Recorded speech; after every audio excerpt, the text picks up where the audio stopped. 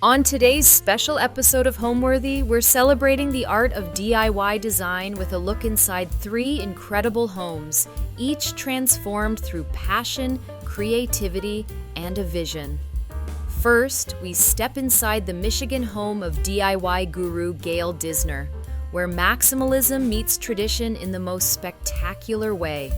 From ornate moldings to striking wallpaper, every detail is a labor of love. Then, in Minneapolis, designer Sara welcomes us into her self-made sanctuary, where modern elegance meets high-end DIY. With custom-built furniture and stunning handcrafted details, her home is proof that luxury is all in the details. Finally, in Washington, D.C., design YouTuber Caroline Winkler shows us how she's made a cozy 600-square-foot apartment feel expansive with thoughtful thrifted finds, clever storage solutions, and her signature autumnal palette. So sit back, get inspired, and explore these extraordinary DIY designed homes.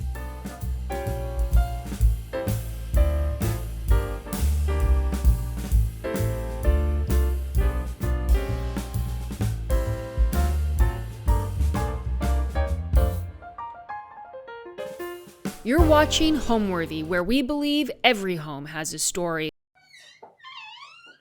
Hi, Homeworthy. I'm Gail. Welcome to my home in Michigan.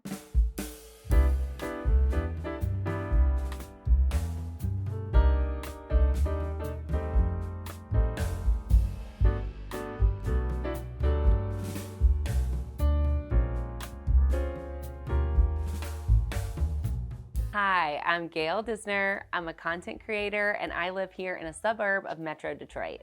So I ended up in my home in a very non-traditional manner. I moved across the country in 2019. I lived in Arizona and I moved my family with 2 kids under 2, and we could not find a house anywhere. And so we found a rental house and I fell in love with the neighborhood. And so I would just drive around looking at all the houses saying, oh, they're packing up. They must be moving. Maybe that house is for sale. And luckily, we were the very first people to come in and we had a very aggressive offer. We had crazy terms, and this was before the market went crazy. And luckily, we were able to get it with 0 contingencies, a 1-day inspection, and kind of at that time agreed to crazy terms to get the house. It was in really rough shape, but I could just see the potential of the house, and when I saw it, I knew it had to be mine. So we moved in the summer of 2019. So our home was built in the 1930s. It's a 1936 colonial with fieldstone front and brick and siding. Many people think that the different layers of our home and how there's different material, that maybe there was additions done. That was very common where people do additions, and expand over the years. But actually the basement matches this exact floor plan. And so all of the house as it sits was original, and it actually sits on 1.5 lots, which is very rare for the neighborhood. So I was having a really hard time describing what my style was. I would say it's kind of like this or it's kind of like that. And I said, I'm gonna make up my own term. We're gonna finally figure this out. And so I coined the term smaximalist, and that is a Southern traditional maximalist. Smaximalist. And so I have a lot of Southern influence, being from the South, lots of traditional design elements, pleated drapes, lots of wallpaper, lots of molding, and maximalist because I think a home should be layered with lots of layers and texture, and I'm definitely no minimalist. So that's a little bit about my style, and you'll see that as we go through. Lots of intentionality in layering textures and colors, etc.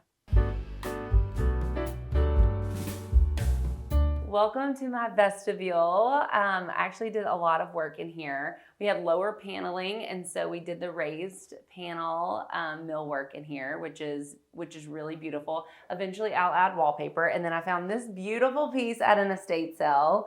I've been looking for a big statement piece right when you walk in. So the vestibule, right when you come in the front door, this is what greets you. And so I really wanted a big statement piece here, and I definitely found it.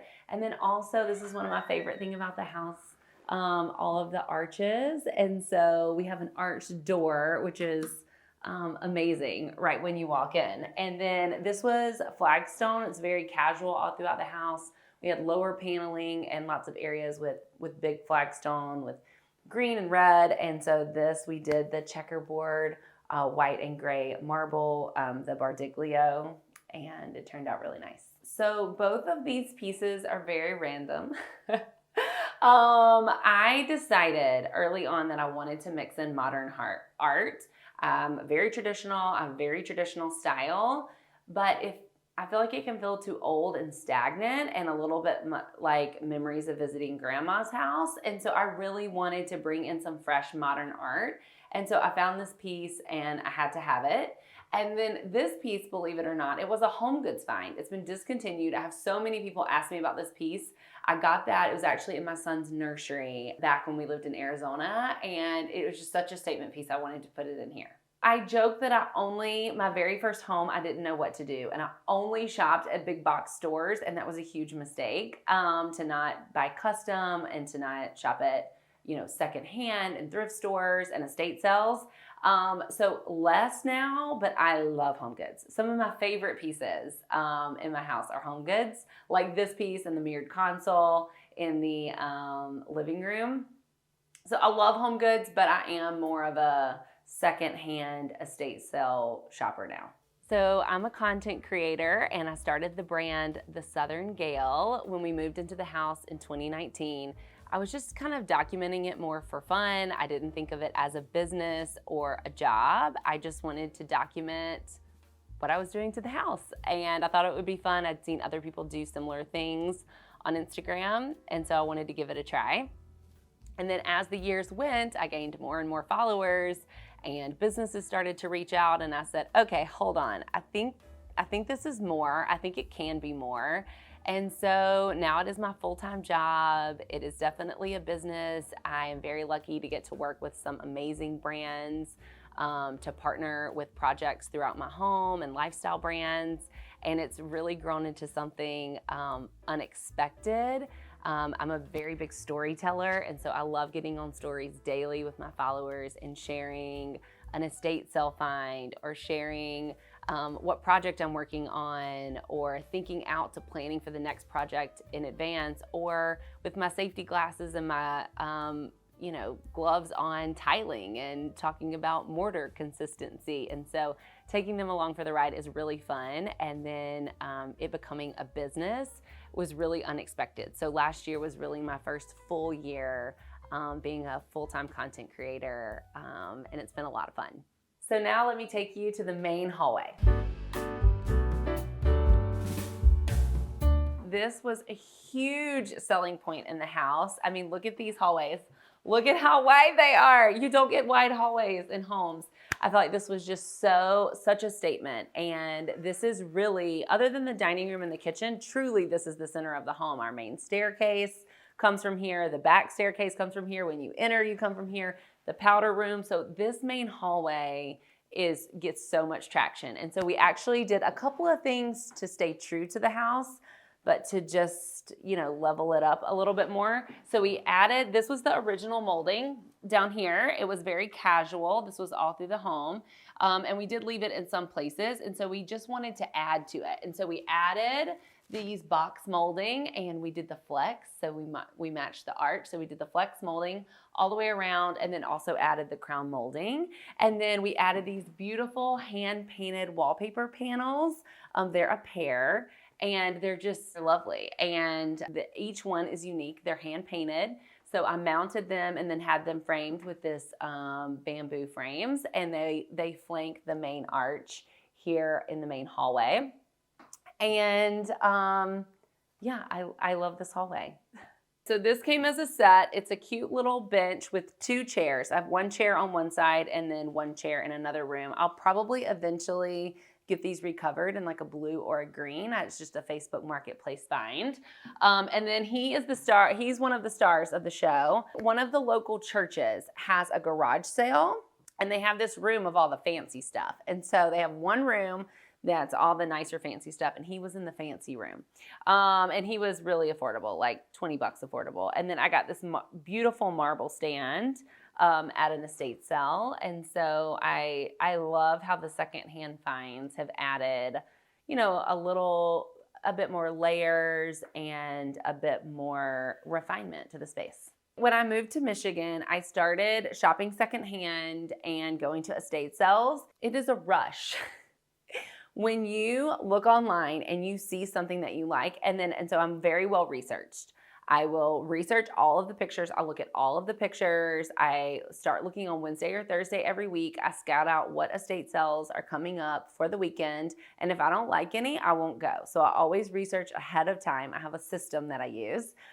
If it's a really, really good sale, let's say it's a 3-day sale, I go Friday, Saturday, and Sunday. I try to be the first one in on Friday. I try to be the last one in on Saturday, and then I try to be the first one in on Sunday.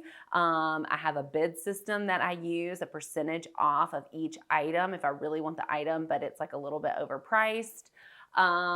It is a thrill. And so when you see a picture online of something that you love and you can't wait, the piece in my entryway that I showed you, that was one of the pieces. I saw it online at an estate sale and I was driving there and I was like, oh my gosh, I hope it's there. I hope it's there. And then I went in and my heart was literally racing and it was just right there and no one had taken it. And I wasn't the first one there. And I just grabbed the tag and I was like, I got it. And it's just the thrill and the excitement that it brings when you get an item, not only at a great price, but this one of a kind. You'll never be able to buy that item. You can't go to a store and buy that item. It's just, it's thrilling. Like I said, this is the center of the home. So the front door, the powder room, our main staircase, which another thing that I really love about the house is a lot of basements are very closed. It's behind a door and you're like, oh, the creepy dark basement. But here it's an open staircase that just wraps around. So we have kind of this double staircase that goes down. I did the animal print from Stark Carpet on the stairs, and funny story, we have 5 staircases in our house. We have 2 up, 2 down, and then 1 to the attic. And so the animal print runner is on 3 of the staircases in the house. 1 going up here, 1 going down, and then for line of sight, this is the back staircase. When the home was built, they had a maid and a butler, and so that is the maid and butler's corners, which makes it really nice for guests because now I am the maid and the butler. But for guests, when my parents come or when friends come in for football games, they can have their own little private area and private staircase that leads to the kitchen. So when we came to look at the house, I joked that I must have been wearing rose-colored glasses because all I could see was the potential. All I could see was the end product and how beautiful it could be. And then I go back and I look at before pictures and I'm like, did we really, okay, what was I thinking? And not in a bad way. The house just needed so much work. So there was vines growing through the windows. There was carpet over the original hardwood floors upstairs. A lot of deferred maintenance. We had to clear cut the entire yard. We painted every surface and sanded down the hardwoods and restained them just to move in, really just to make it livable. Replaced every light switch, replaced every electrical outlet, replaced every light fixture, really just to make the house livable. So we spent about 4 months just getting it ready to move in with really 0 renovations. We didn't change anything, we didn't do anything, we just made the house clean and ready for our family. And then once we got in, I started customizing the house. So custom drapes, wallpaper, lots of molding and millwork throughout. And I've done a lot of fun projects, lots and lots and lots of wallpaper, stair runners, painting. I've even tiled. I'm a big DIYer. So I've made cabinets, I've tiled. I just kind of go room by room and execute. So let me take you into my dining room, one of my favorite rooms in the house. This room is so special for so many reasons. This was the very first room I did in the house. It had the low paneling. The only thing we kept were the doors. So the paneling, similar to the main hallway, just kind of wrapped around here, and it had green scraped plaster. Even over the light switches were green scraped plaster that had these lines in the plaster. And I could just see the potential of this room. So to go to the kitchen, to go to the living room, everyone walks through this hallway, and this is where all of the, this is where all of the dinners happen. This is where the birthday dinners happen. This is where Easter happens. This is where Christmas dinner happens. And so I really wanted this room to be really, really special. Lots of inspiration online. And again, I did, instead of just similar to the main vestibule, a raised panel, very intricate, very high-end millwork. I am a DIYer, but I did hire a finished carpenter to do this. This room took him 4 months to do. And so he did a raised panel with an inset molding, a ledge, and a crown in here, as well as adding crown molding. And then he also added these built-in hutches. It just screams old house charm. A lot of new construction that I'm seeing is trying to add in charm, and I've seen corner bookcases coming back. And then we added the crown there as well. So then when it was all done, the molding was all done, I decided to wallpaper. I wallpapered the whole thing, and then I decided I didn't like the wallpaper. And so then I took it all back down, and then I put up this wallpaper. It's much more me. It was meant to be. This is the Schumacher hydrangea drape. It's a textured wallpaper. You might not realize that from afar, but it does add dimension to the room. And then it has hydrangeas. I'm a hydrangea queen. I love hydrangeas. I think I have over 40 hydrangea plants at my house, probably more than that. And so this is really me. It's really me. And so then we got all of the furniture in here is vintage from an estate sale. And so I actually got the set and then had the chairs recovered in a custom blue fabric to match the wallpaper. And then this table and chair set is just a faux bamboo, which adds so much. I mean, the bamboo detail and the cane detail in the chairs. It even has the little brass inlays. And then it came with multiple leaves, and then it also came with our buffet pieces. This was a huge find. I was actually only looking for chairs. I bought this beautiful marble table from Restoration Hardware, and then I was looking for chairs, and I didn't want like a cloth chair. I wanted something unique, and I found the chairs, and they would not sell me just the chairs. And I was like, I don't want your table. I don't want your buffets. And they were like, sorry, it's a set. And so I got the chair, I got it all home, and I was like, I'm sending the marble table back. I'm going vintage, and it worked out. It's really beautiful. Lots of other custom and estate sale finds. So this light fixture, I have this collection all through my home. This is the Gramercy collection from Visual Comfort. I have them all throughout sconces and and people look at it as they're gilded. It's supposed to resemble fixtures that were made in the 1930s, which our home is 1930s. And so it's very in line with what the home would normally have. And so it's really funny to see people say, like, is that original or did you add that? And the fact that they don't quite know, it makes my heart sing. It makes me feel like I did a really good job. The fact that they don't know if it was original or if I put it in. So we did custom drapes in here to match this linear leaf pattern in the hydrangea drape wallpaper. And so I found this fun little trim that emulated the leaf pattern. So we worked that in and kind of almost like a little brass detail with the gold thread. And then these are my favorite. People don't realize when they come in person and they've seen this room, they say, oh my gosh, those lamps are huge. And they're huge. I mean, you can see I'm 5'7", so these lamps are huge. They were custom made for an estate in Chicago. Local interior designer had them, and they're actually fruit topiaries that were made into a lamp. And so they drilled through and made the fruit topiaries and had these custom shades put on. And then I have accented with some other fruit topiaries that I've got at a different estate sale at a different time. And I feel like these make the room. I thought when I saw them in person, a normal lamp's like this tall. And so this huge lamp, I was like, I don't know if that's going to look right. And then I put them in here and I was like, they're home. They're home. They belong in here. So this rug, it kind of emulates a sisal jute natural fiber rug, but it's actually indoor-outdoor because I have little kids and a dog. And if you spill something, you can just rinse it right out. And so that's my little tip. If you want something really beautiful, but it's in a high traffic area, indoor, outdoor. I love all the vintage pieces. I love working them in. I don't even know if I registered for wedding china. I'm not even sure. And so when we got the house and we finished it, I really wanted really statement china that matched our house, that looked like it was custom bought for this room, to eat dinner in this room. And so I found this Wedgwood Queensware in violet. It's a light blue. And I found a full 12-piece place setting, which is just, I mean, I don't know if you can see this detail, it's raised. A 12-piece place setting at an estate sale.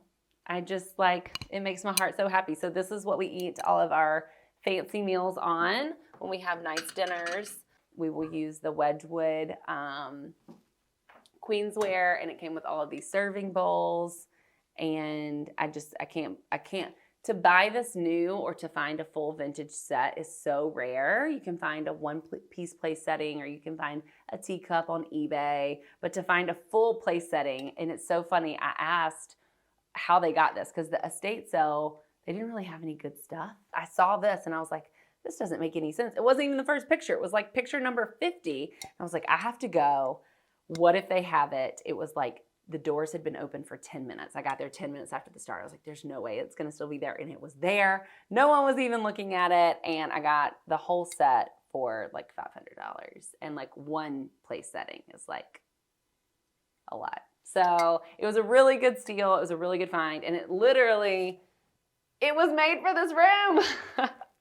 It's incredible. So I love that. And then I also have some desert rose, which I have so much from my grandmother. It's the hand-painted china from when she got married. And so she gifted me, when she passed, I got all of her desert rose. So it's hand-painted. That's been in my family for a really long time, all of the desert rose. So you can see how much I have. It completely fills up this banquette, and I've overflowed into the other storage cabinet. Like I said, this was my grandmother on my dad's side. All of her vintage pieces, like this one, it's actually cracked, but like I can never get rid of it because it's so beautiful and so special. I mean, everything. She has every single piece. I don't even know. I mean, if they made it, she had it. So it's a beautiful collection of the hand-painted. It's all hand-painted desert rose. So that's really, really pretty. And then my other grandmother, let me see if I have it here. She gifted, it's in the other one. Let me show you. This is so funny. Everyone that knows me knows I do not like the color red. I don't decorate with the color red. I don't wear the color red. Red is not me. But my grandmother had her Christmas china. So at Christmas, I pull out the red for my grandmother, my Mimi. It has the red hollies on it, and it has the little gold rim. So that's a really special piece. So I am overflowing, and then you can see actually my other china. I said that I wasn't going to collect china, but it seems as though I am.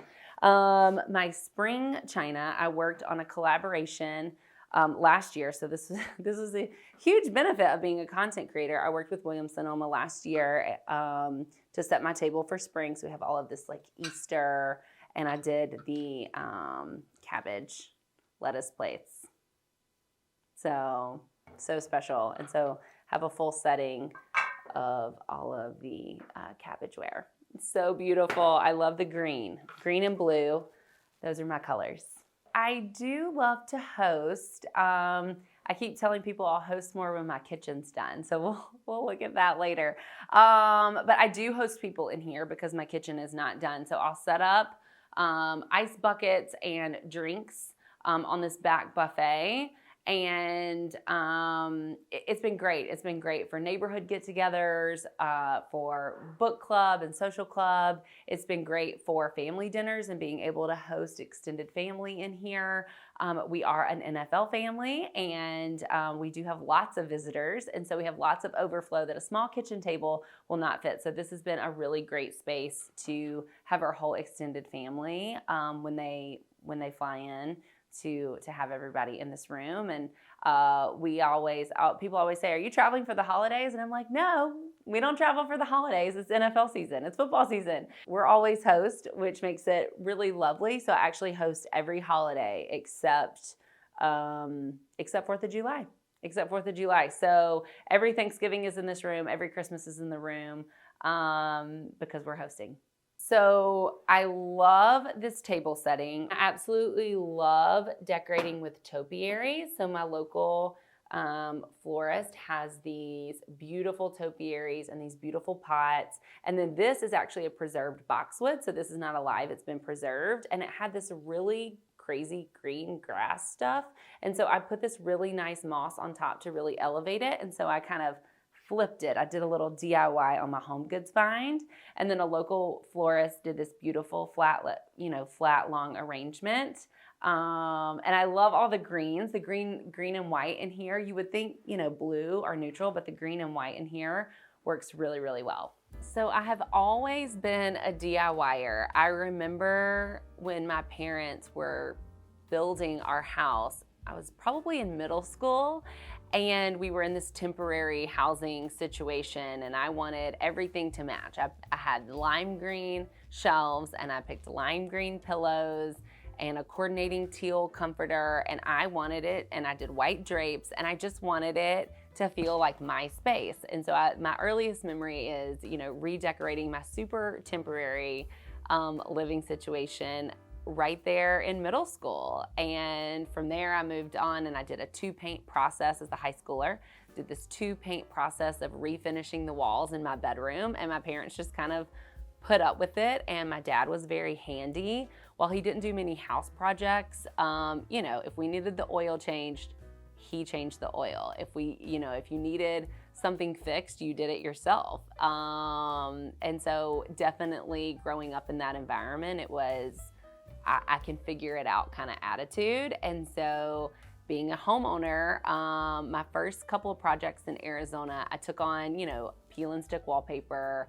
I did a board and batten in the dining room. I kind of dipped my toe into bigger projects, but I could have never imagined where I am today, which is, I gutted a whole bathroom, I laid a new subfloor, I'm tiling it, I waterproofed it. It's been really fun to learn and really to inspire others to do molding and learn how to use a nail gun and learn how to use a wet saw and learn how to use a miter saw and add all these tools to my collection. It's been really fun not only for me to learn, but to also share that with my followers. So now let me take you into the living room. I always joke that my claim to fame in the living room is this wallpaper. It's actually peel and stick wallpaper. This room is really, believe it or not, this is kind of a Band-Aid. It's such a beautiful room, and I love this room, and I love all of the details that we've incorporated. This is just not the long-term plan for the room, and so that's really when my Instagram kind of started seeing a bunch of traction, is when I started putting up the grass cloth wallpaper. It's just like a peel and stick, easy, very approachable wallpaper to put up. It's a giant sticker. But I love everything that we've done in this room. I love our big coffee table. I love our big oversized, extra deep Chesterfield couches. I love our wood burning fireplace. And I got actually this fireplace fender. This is such a good find. This is probably my best estate sale find to date. This is the Scully & Scully fireplace fender. They're made in England, and you can still buy them today. And I got such a good deal on it. And people will go, what is that thing by the fireplace? And it's a fireplace fender. And so you can sit on it, but it still protects the logs from rolling out for fire safety. So this is awesome. I love this fireplace fender. You can see the original dental molding on the fireplace, as well as the crown molding. So I love those original details, and we've worked in lots of antiques. We didn't want everything to be new. So whether it be the fireplace fender or the little brass bucket that holds the fire starters, multiple chess pieces around. This is a true antique. I got this piece from a local antique dealer. This piece is probably 16 pieces. Everything comes apart. It fits in like a puzzle. It has wavy glass, and it has all of this inlaid brass and all of these brass details. It's just incredible. It's really an incredible piece. It is 17th or 18th century vitrine. So yeah, and I love the little finials, the little brass finials on the top. Really lovely. So I decorated this vitrine with all kind of special goodies, like you would normally decorate a bookcase. So I really wanted built-ins in this room, and we have the double doors leading out on either side. So not double, but we have 2 doors leading out to the sunroom. So normally, you know, bookcases would flank the fireplace, and we had doors right there. And so and I didn't really want to get rid of the molding, and so I was very conflicted. So I got this antique piece really as a display case. That's what it is. And I have these little figurines that I found. I have this charcoal sketch of my little boys. I have some modern art. I have wedding photos, a little orchid, just some really pretty like things that you would normally use bookcases for to display, some decorative books, some books that I love, and just like some family mementos. This is actually the set that's in the hallway. So we have one little settee and then 2 chairs. So those are really cute. Again, just a really inexpensive Facebook Marketplace. I'll show you my favorite home goods find ever. And it's this mirrored console table. I got this actually when we were living in Arizona. Like I've tried to find it. I can't find it. It's beautiful. It's such a statement piece. It's so unique. It's got, you know, some distressing. And then these actually have a really fun story behind them. So these 6 botanical prints, there's a hotel in Michigan called the Grand Hotel. It's in Mackinac Island. And at one point they had Dorothy Draper come in and redesign the whole hotel. And there's this little hidden store kind of down the way, tucked back, where they sell things from the hotel. They'll sell, you know, things from the gift shop. They'll sell decor. They'll sell, you know, maybe this was a set of 12 and some got damaged, and so there was, you know, 6 left or whatever, and then they'll sell them in the store. And so I got these from the Grand Hotel. These were displayed in the Grand Hotel. It's such a historic hotel here in Michigan. And so they were hanging in the halls of the Grand Hotel, and now they're here. So I think that's a really cool story. I went for the first time this last summer, and I saw them and had to have them. So in here, the challenge with any room like this is it's really long and skinny, and it's really narrow. So it's long and narrow. And so I really wanted couches off of the wall. I wanted couches to face each other, but it's a little bit of a tight opening. And so I wanted some armchairs that weren't too oversized to fit, and these wound up being perfect. We even have enough room to put a little table in between. So we got these big arm roll, you know, very ornate Chesterfield couches. And so I wanted a more sleek design armchair for this room. And of course I had to go blue to match the wallpaper. And they turned out really nice. We paired it with a lot of neutrals. I do love color, but every wall in my house is white. All of the molding is white. I have white couches and I have a white coffee table. So I do love white as neutrals, and then accenting with drapery and accenting with chairs. And so I love this big statement coffee table. It's over 4 feet long, maybe 5 feet long. I worked in some color, some green with our patterns here, with our drapery. And then I have some more vintage artwork from estate sales. I got this chess piece from an estate sale. Plant is a Home Depot special. I went one day when it was snowing, and I said, I know what'll make me happy, a plant. So got a plant.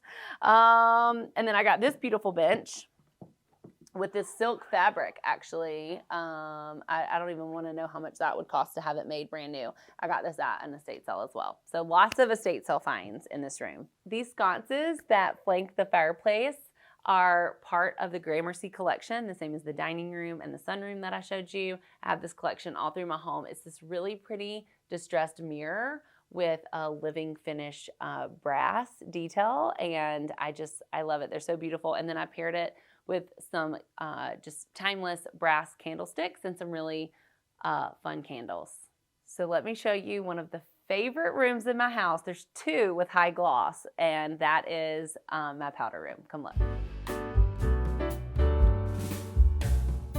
So the high gloss sells everyone. Everyone loves the powder room. I did this beautiful wallpaper, bird and thistle. This comes in a couple of colorways. I loved the green, and then I paired it with a high gloss green paint on all of the trim.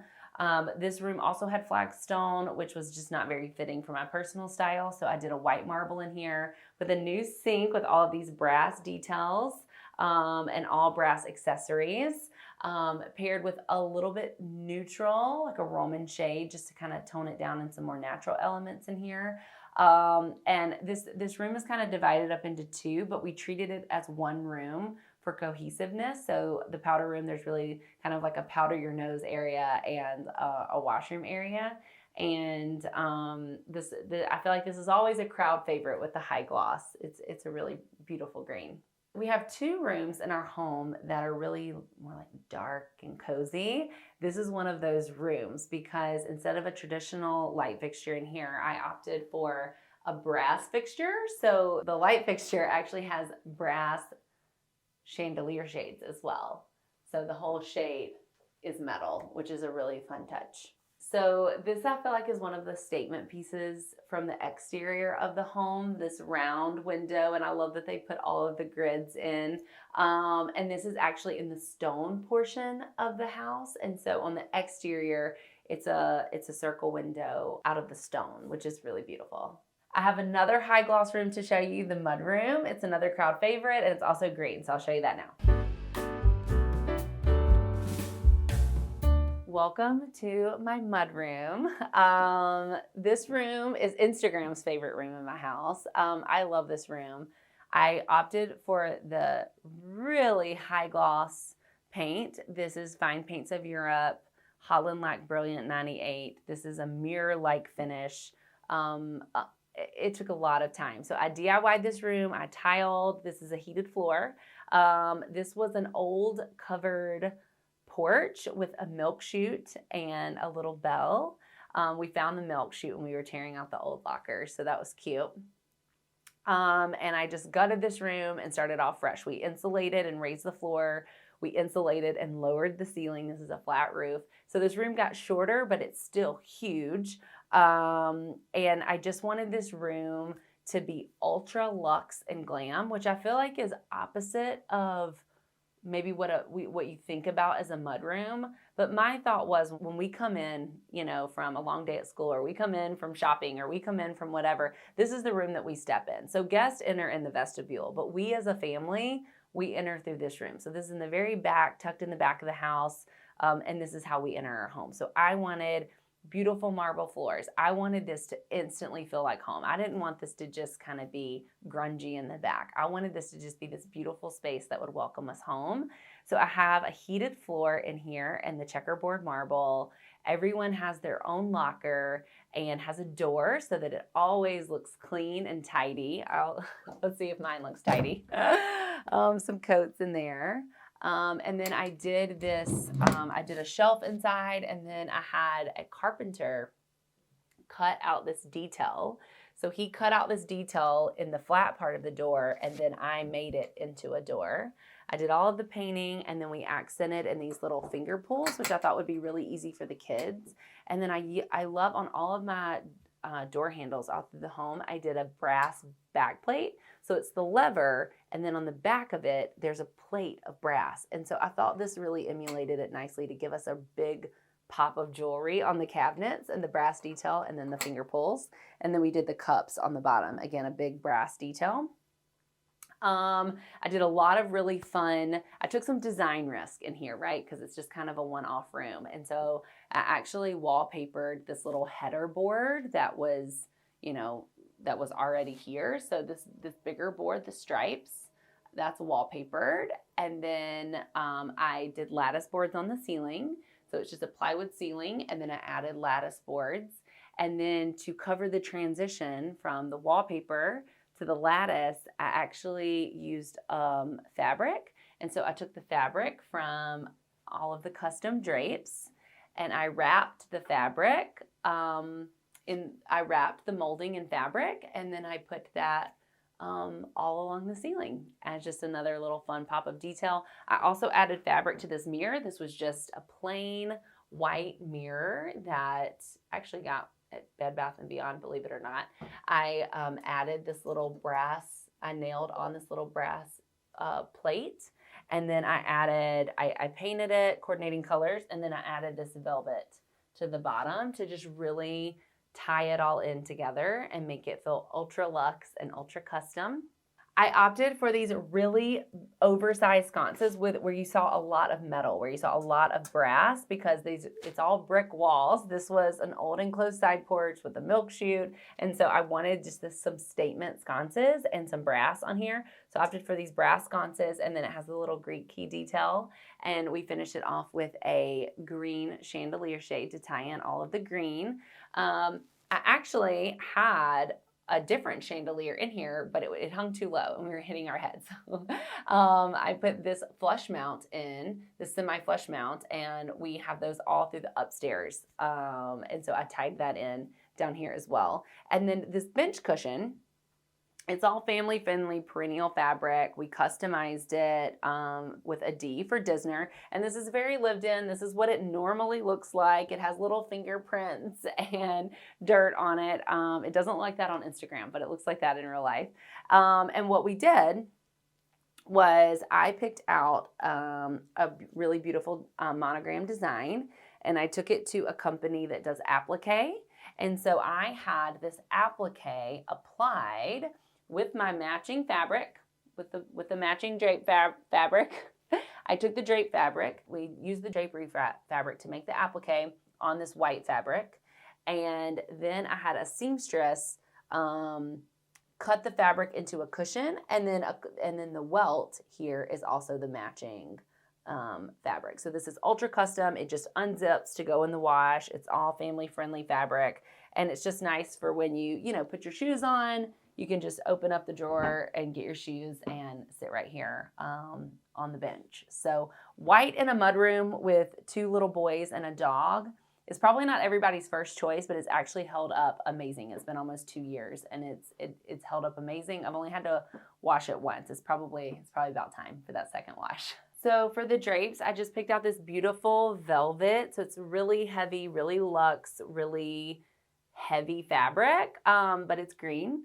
And then I added this tassel trim. So my local seamstress made these, and we did a pinch pleat to keep it really formal. And then an artist actually reached out to me while I was doing this room and wanted to show me this artwork that she thought would go perfect in this room.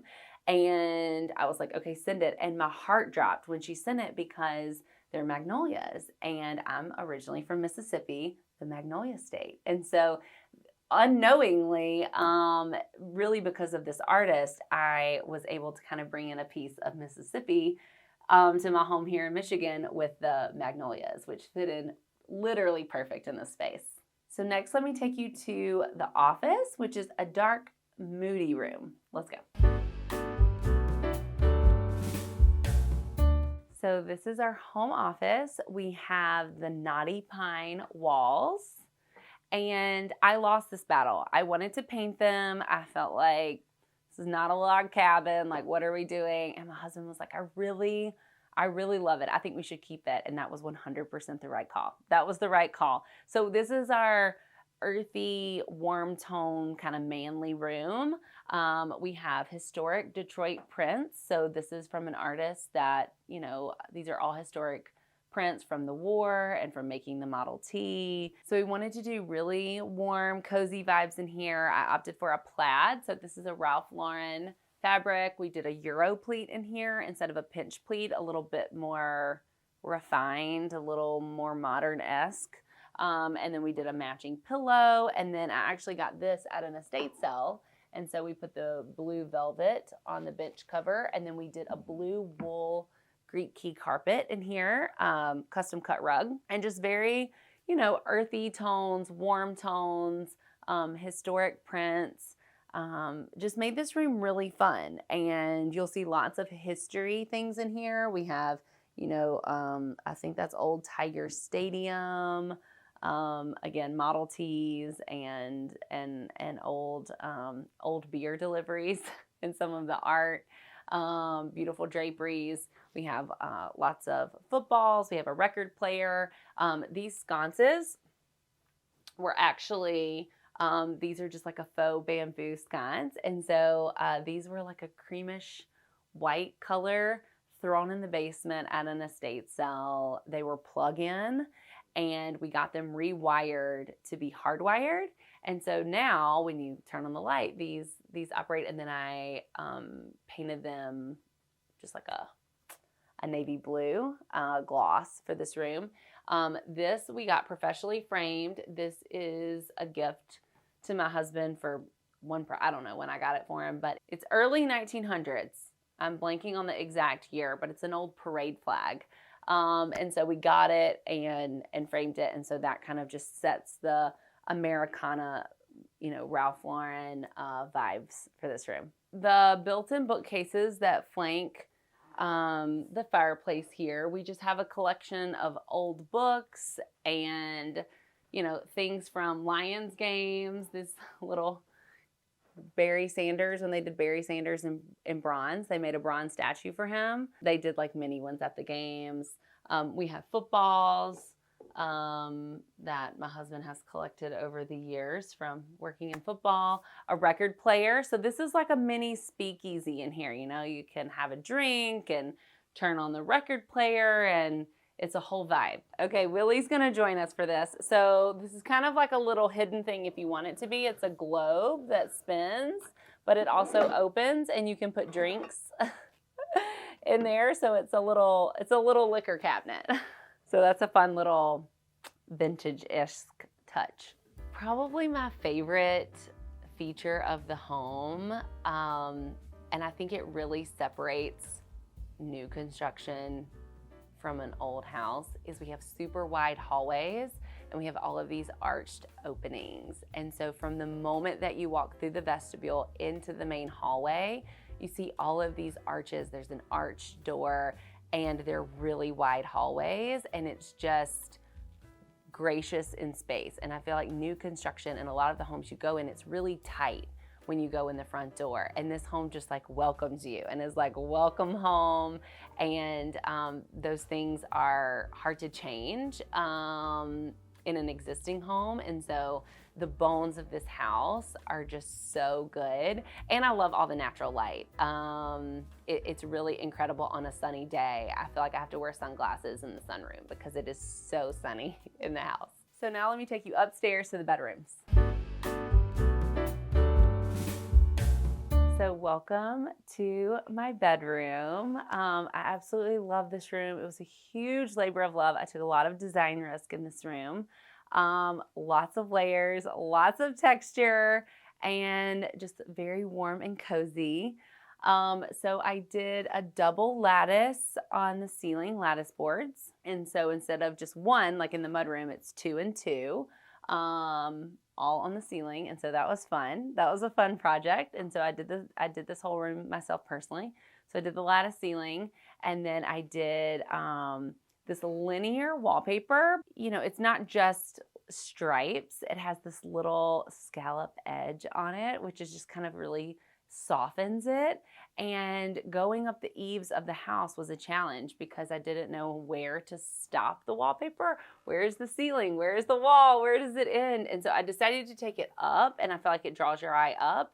And so this is a printed grass cloth. So this pattern is printed on real grass. And this paper is a challenge to install, but worth it because it's grass. It's a natural texture, and it turned out even better than I could have imagined. And then I tied in that exact pattern. So the striped pattern on the wallpaper is also the striped pattern on the back of our bed canopy on the drapery. And then all of our drapery in the room, we use this tulip design on the drapes. And then I also brought that exact pattern in on our bed canopy as well, along the top of the cornice as well as the sides. And then I tied in this custom velvet trim, not only on the drapery, so it's on all of the drapery,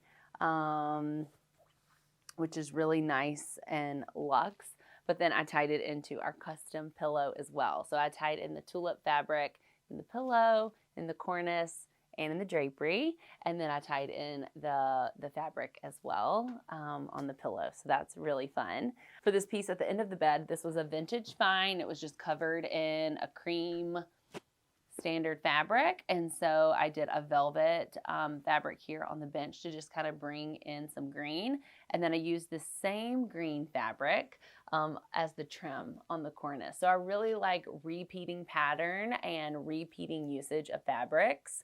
It's kind of a common theme to really tie it all together. We did a custom cut rug with a green trim. Again, the custom cut rug is very plain, but I wanted to give it just a little bit of an edge, just a little bit of an extra design pop, and so that's why we added the green. The chest on both sides, I found at an estate sale. They were actually in pretty rough shape, so I cleaned those up with a little oil product. And then these are Frederick Cooper lamps. One of my friends talked me into getting these. I was like, these lamps, they're like, I don't know about the lamps. And then I got them home and I was like, how could I ever live without these lamps? They're amazing. And so I love lamp. I love the lamps. They're really beautiful. It has a marble base and gilded with this cute little fringe shape. The lamp's great. I have a couple more surprises for you in here. These chairs are custom Cheryl chairs with Count and Tout. They're like the most like plush, amazing chairs ever. Knew these chairs to be about $4,500 each, and I got these for $300 each at an estate sale. And I was working on this room. I was looking online for chairs every single day. I had ordered fabric, and I could not find anything that would go perfect with this grass cloth and the tulip. And I'd already started installing the wallpaper, and so everything had to match the wallpaper. And then I found these chairs, and so it was meant to be. I had this piece custom commissioned. I had this piece commissioned by an artist, the same artist that I used in my hallway for the modern art. I thought it was a really nice touch to, again, kind of have some abstract, a little bit more modern element in such a heavy traditional space. Love the art. And then here I have a little surprise for you. I found this little piece on Facebook Marketplace. I'd been looking for something similar to this for a while. I put the tulip fabric on the inside so that it just kind of looks like a cabinet. And then this is where the TV lives in our room. We don't watch much TV in here, but it's a nice little hideaway. And then I lined the insides here with little boards with the grass cloth paper. So everything matches. The lines, actually, if you stand back, the lines on the boards actually perfectly align with the wallpaper on the walls. That's how type A I am. So you'll see lots of wallpaper details as well. I'll show you this corner. Everything from the vents, all of the vents are wallpapered perfectly in.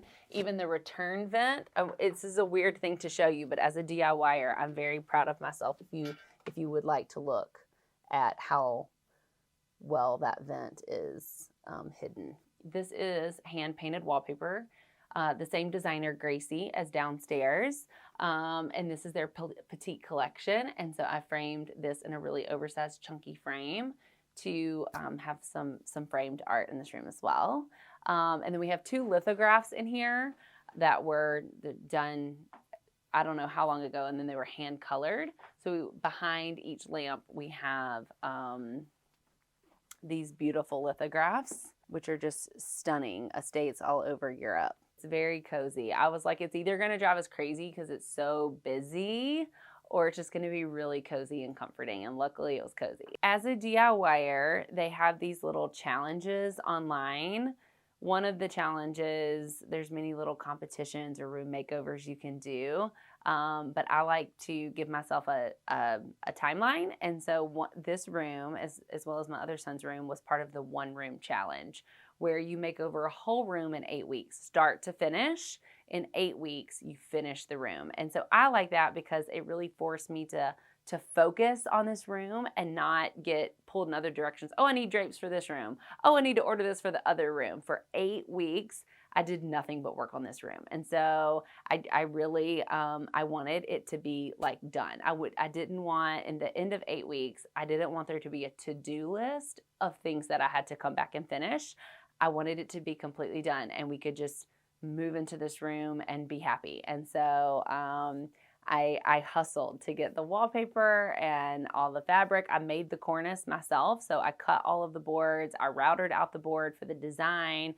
I jigsawed out the little cut pieces to make the cornice. Luckily, I can't sew because then it would have taken me way too much time if I had to make the drape. So luckily, I can't sew. I hired that out. And yeah, I just wanted this room to be completely done, cozy, lived in, like I had been decorating this home and this room for years, all in a matter of 8 weeks. You'll notice all the bedding in here has these scallops. And so I did the double scalloped on the coverlet and the duvet cover. A little bit of a feminine touch, but just enough to add a little more character, a little more charm. Same with the pillows and the shams. So I love the scallop details on the sham instead of just a straight edge. It's one more layer of texture and design and color in the room. So now let me take you to another room that I did in just 8 weeks, my son's room. Let's go. So this is my son's room. This is deemed the train room. So we have lots of little train details. When he was little, he loved trains. So we have lots of details. Okay, Willie's gonna join us again in here. So this room was a total transformation. The only thing that we left was the baseboards. So first I added this chair rail, and then I added the box molding on the top and the bottom, as well as the crown molding. We did a custom cut rug in here with all of the stars, and then we paired that opposite the ceiling for the star wallpaper. So that's a really fun touch. And then we worked in lots of train art and lots of customizations. The bed is actually my grandmother's bed from her house. So we worked in that vintage element of an old double bed at grandma's house. And then we worked in all of the train art. And then again, just some really custom details with this really cute lampshade. It has this gathered kind of pleated raw edge here, almost like a ruffle. And so I found 2 of these at an estate sale. And so they were the perfect spot in here for the blue. Even though it's a boy's room, I did the scalloped in here again. And this is actually a 2-tone scalloped, and we matched that with an applique. So we took some blue fabric and did the applique and then worked that in to the custom bench cushion here and did that as the cording. So we did 4 custom Roman shades in here, cordless Roman shades.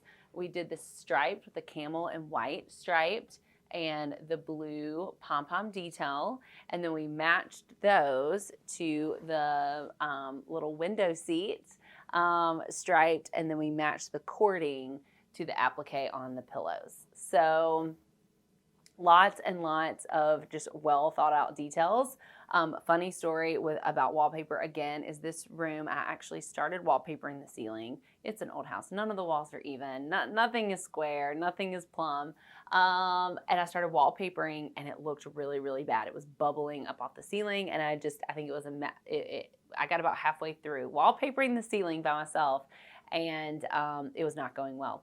And so I had to take it all down, resand the ceiling, and it was these little bitty stars was the original design. And so I was really bummed because I couldn't use the paper that I wanted to use, and I had not picked out a rug yet. So I found this paper, I started installing it, and then I found this rug. And proportionally, the stars on the ceiling are about the same size as the stars on the rug, so it was really meant to be, the stars aligned, if you will, because it was really meant to be to work in all the star details. I'll show you a couple other pieces. This is from the 1960s, 1970s. This is Henry Link Valley High. This was a collection that Henry Link did, and they were kind of yellow in tone with real brass pulls. And they're kind of hard to find, vintage pieces on the market, and I found 2. I found one, this piece had been painted, and then the other piece was in original form. And then I painted them this beautiful blue dragon. I painted them this beautiful blue color, which was it was a hard thing to do because blue walls which is, I know everybody's going to want to ask paint color. This is Sherwin-Williams Sleepy Blue at 50%, color matched to the Benjamin Moore Advanced Line Satin Paint. And the Blue Dragon paint, I found that it was kind of hard, but what I did was I took the fabric and the cording. I got the color the closest I could to the cording color, and I painted both of the case pieces in here, the Blue Dragon. So I'll show you another one. We have a second one over here, and this was a dresser and mirror combo, and they're both painted in the exact same blue.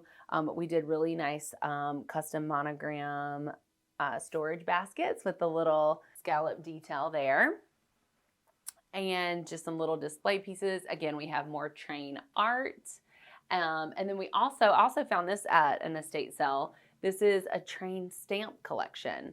So this is not our collection, but just a vintage piece of art that I found with all train stamps, which is really cute. And then a railroad crossing lamp for the full train theme in here. So I actually used this exact desk as a getting ready area. It's a vanity with a mirror. I used this in my closet for a really long time, and then I found this huge desk at an estate sale, and it was hand carved, and I had nowhere for it to go. And so I switched. So my son got my leftovers. He was asking for a desk in his room, and so this is the perfect desk for a child. It's smaller and compact and fits in the corner of his room nicely. And so he has all of his little art supplies in here. So I'll take you to my other son's room next, the football room. So this room is the football room. So all things vintage football in blue. So I wallpapered this room in this football wallpaper. We got a matching pillow and matching sheets. And the original drapes in the dining room were actually these. I got these made with a Greek key in the blue and to match the hydrangea drape wallpaper, and it wasn't sitting right with me, and so I said I want to put them in the football room when I did this room. And so that's perfect, just a little blue Greek key trim on all the drapes. And then these chairs were actually an estate sale find, which was perfect in here. So I did the gingham rug and the gingham chairs, and so that's perfect, the blue on blue and the gingham on gingham tones. So we did a little twin size bed for my younger son, the football sheets, as I mentioned, and then we did a monogram pillow, just like I did for my other son, in an applique. So bringing in the light blue and the dark blue in the wallpaper. Gave the mirrors a little makeover. They were just like a cream color and painted those blue. And then the nightstands are just like a vintage find. And I have him all of these little boxes, storage boxes that he can keep all of his little treasures and toys and dinosaurs in. And these are his favorite thing to do, is to drive me crazy with these lamps that touch on and off. So great Target find. My friend actually found these, I think at Goodwill for me. She found these football lamps. I think they're like old Pottery Barn or something. So we found little football lamps. We did a custom ginger jar in here with our last name, and he loves dogs. So we did a little Staffordshire dog, other football artwork. And then each of my boys has this little baby banner from like the day they were born with all of their birth stats as art. So that's really fun.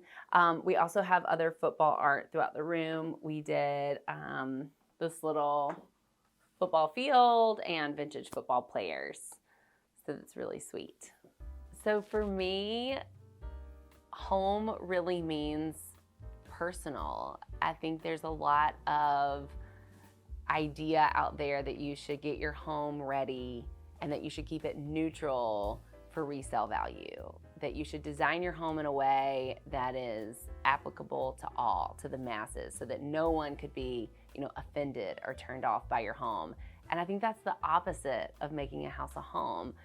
Making a house a home is showcasing what you love, making it personal, hanging that wallpaper, getting custom furniture made, having monograms on your pillows, claiming it as your space so that it's really custom to you.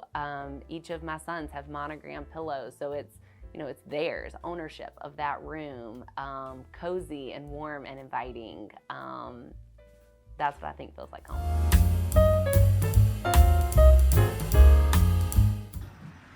Hi Homeworthy, I'm Sara. This is my home in Minnesota. I can't wait to show you guys my house. Come on in.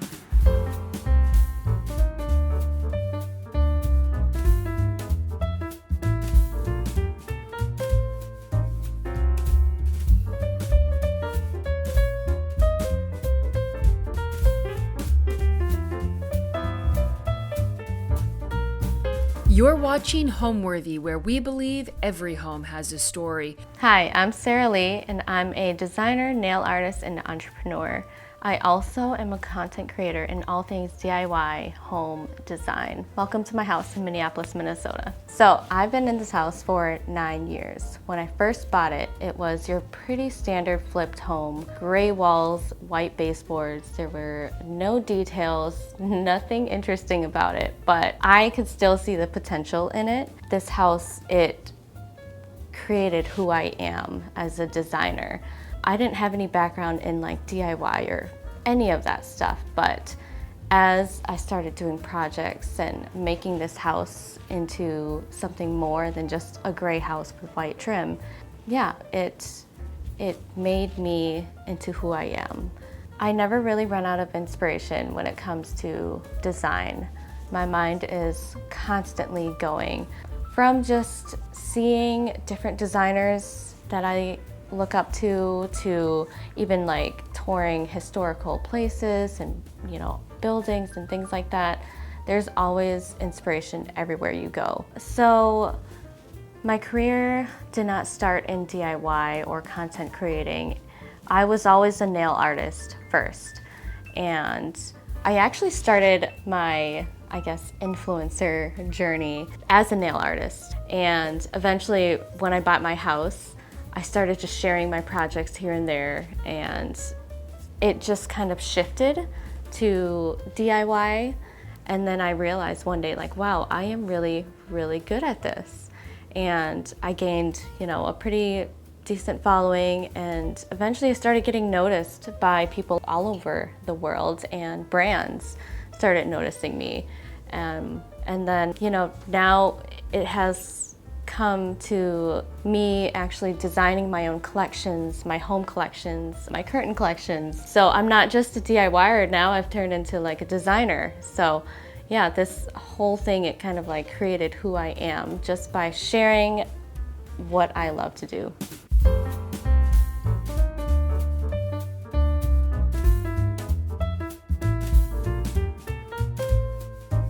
Welcome to my main living room. This is the space that we normally hang out in most of the time. I'm a huge fan of curvy, unique furniture. And so you'll see here all the pieces, they all have some kind of interest to it. A lot of the furniture in this house is actually handmade. So me and my ex-partner, Ryan, we created this day bed. It all started off with this marble piece. I found this on Facebook Marketplace, and when I bought it, I didn't actually know what I wanted to do with it. I just said, I'm gonna make something out of it. Originally, we thought maybe a table or a console table, but I was like, you know what? This would be a really cool piece as the front of some kind of chair. And I said, let's challenge ourselves and build something curvy and just make it unique. So my kids, you know, they love to lounge around. I'm like, let's make something that they could just sit in front of the TV with, because, you know, kids, they just love to sit right in front of TVs. So this is the perfect spot for them. This coffee table here, actually, these little marble pieces are little pedestals, decorative pedestals from Crate & Barrel, and I just bought a whole bunch of them to create a marble table. The top here is actually a Facebook Marketplace find. I'm huge on secondhand, but also upscale. I love to mix the two. I am always inspired by organic materials, so anything marble, rich wood tones, and like things like that are all right up my alley. I love anything burgundy, wood, deep greens. So when I first bought this house, none of this was here. This space was all just gray walls, white trim. There were no built-ins, no cabinetry. So I added this built-in here, and it has actually, this wall has changed so many different times. But ultimately, I've always been a fan of built-ins and a lot of trim work and things like that. So we added these beautiful built-ins with custom cabinetry, even all of the trim on the walls. Everything has been done by us. You'll see, I love to collect pieces of decor whenever I go traveling. So when I go to Chicago, I love to go to CP2. That's probably one of my favorite stores. So I got this, actually it's a candle holder, but I feel like it's just beautiful even just on its own as a decor piece. And then I can just always like look at it and just remember, you know, that trip. But also these here, I got this from, actually it's from a restaurant owner in Minneapolis. Her name is Anne. She has a few restaurants and they're Laotian restaurants, but she actually has a shop where she sells all like handmade items from women in Southeast Asia. And so she gifted me these and I use them as decor. So there's actually, I think, Jenga pieces for the kids in this one. Just like little things like that, you know, they mean a lot to me. Just, they have some kind of story to them. My curtains actually hanging in all the rooms. These are curtains that I've designed. I have a collection with 2 pages. They are a printed collection. But yeah, this house was not like this at all. All the trim work here, all the lighting, everything has been new. Even these stair railings, they were very dated. You know, you can imagine, I think it was the only thing that was like that kind of like golden oak color. So we ripped everything out and redid the railings and even the flooring in the entryway down there, and yeah, all the sconces and everything. I really wanted each space to just have a lot of detail, just make it more interesting and, you know, something different than your normal flipped house that you see every day. So actually, with my DIY content creating, I get to work with so many amazing brands, big businesses, small businesses, all over. So this table here, it's from DLCO Interiors. I got this custom made, this travertine table. I love travertine, marble, red marble, all of that. So I try to have a lot of my side tables or accent tables to be interesting. I got this piece here from CB2. All of my furniture is really heavy. So once I get them, they're here to stay. This is also handmade by me and Ryan. We made this piece. We based it off of Athena Calderon. She has this pedestal in her Crate and Barrel collection, and we loved that one, but I wanted to save a little bit of money. So I decided, let's just build one similar, but in a darker wood tone. And it's just become a staple piece for my travertine lamp. So yeah, I love mixing wood and marble together. I think it's just the most beautiful combination. The rugs in my space, I'm a huge rug girl. I love changing out my rugs. I think that really changes the feel of each space. So my favorite rugs right now are from Rugs USA. It's the Arvin Alano collection. You'll see them kind of spread throughout my whole house. This one here, I just love the details because of the burgundy trim around the border. It just goes perfectly and balances and kind of grounds all the other burgundy details in my house.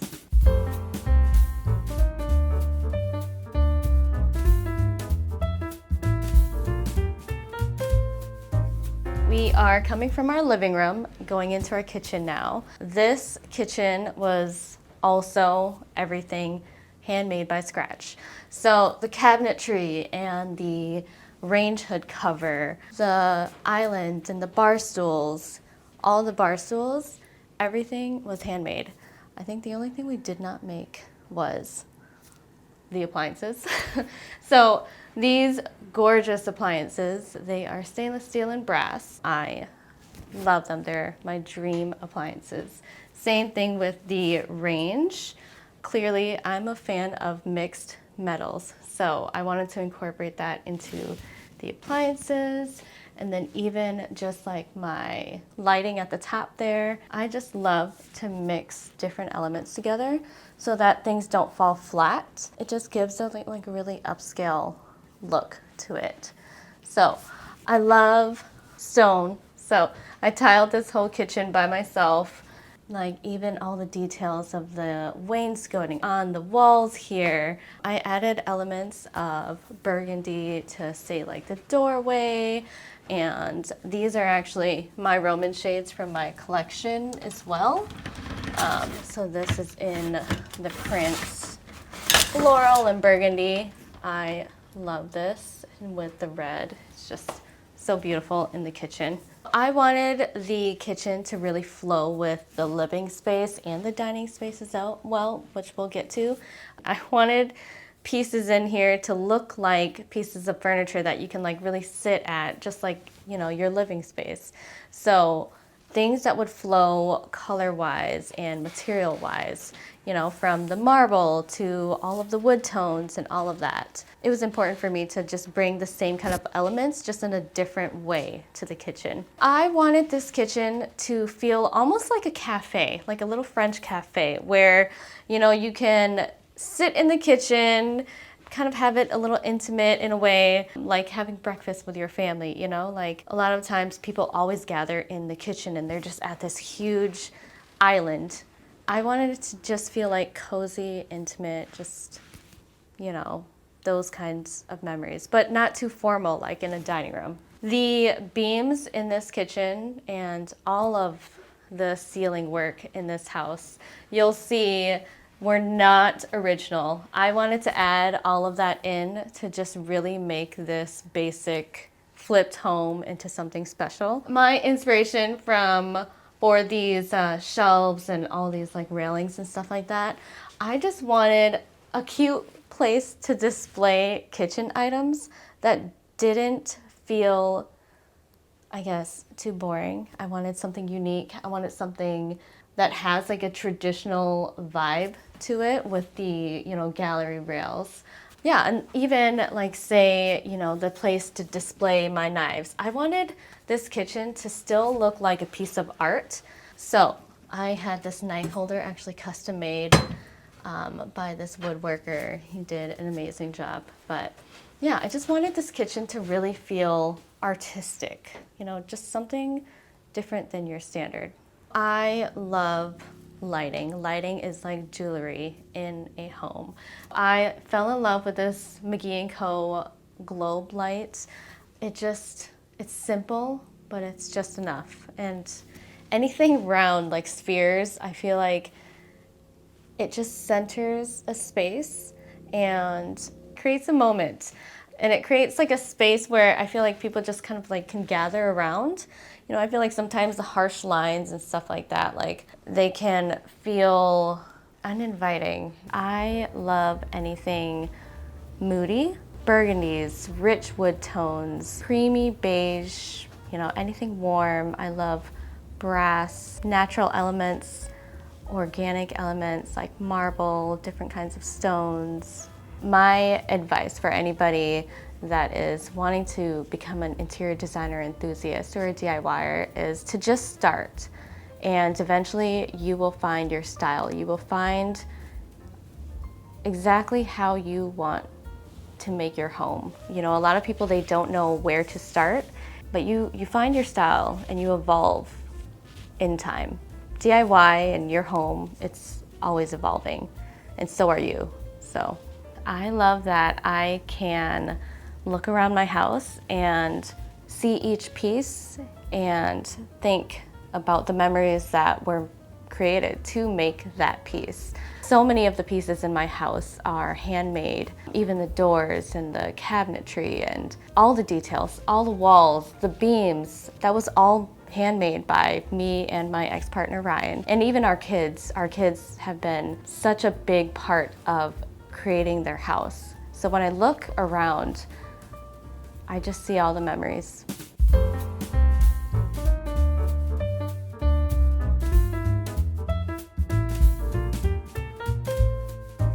And so off the kitchen, we have the dining space. In this room, I wanted it to feel cozy, but like an upscale restaurant. I wanted to create a really intimate space here with a round table, a lot of wainscoting and details on the ceilings and the doors even. These doors were all handmade. This little cozy spot here, it's a space where you can hang out and have some coffee. I have this really special portrait of our dog. She passed away. Her name was Sachi. This was custom made by Motherland Company. She does like these felt 3D portraits that are so realistic. And so I wanted her to be in the dining room with us when we're eating so that our kids just feel like she's here with us. Or, you know, if they're missing her, you can sit in the dining room and just kind of remember. I love clearly anything round, curvy, between like the vase and the table and the chairs. It just creates flow. This table here, actually, it's a fun story. I saw a table like this on Facebook Marketplace. It's a vintage travertine table, and I was gonna go get it in St. Paul, but you know, Facebook Marketplace is a cutthroat world, so you have to act fast.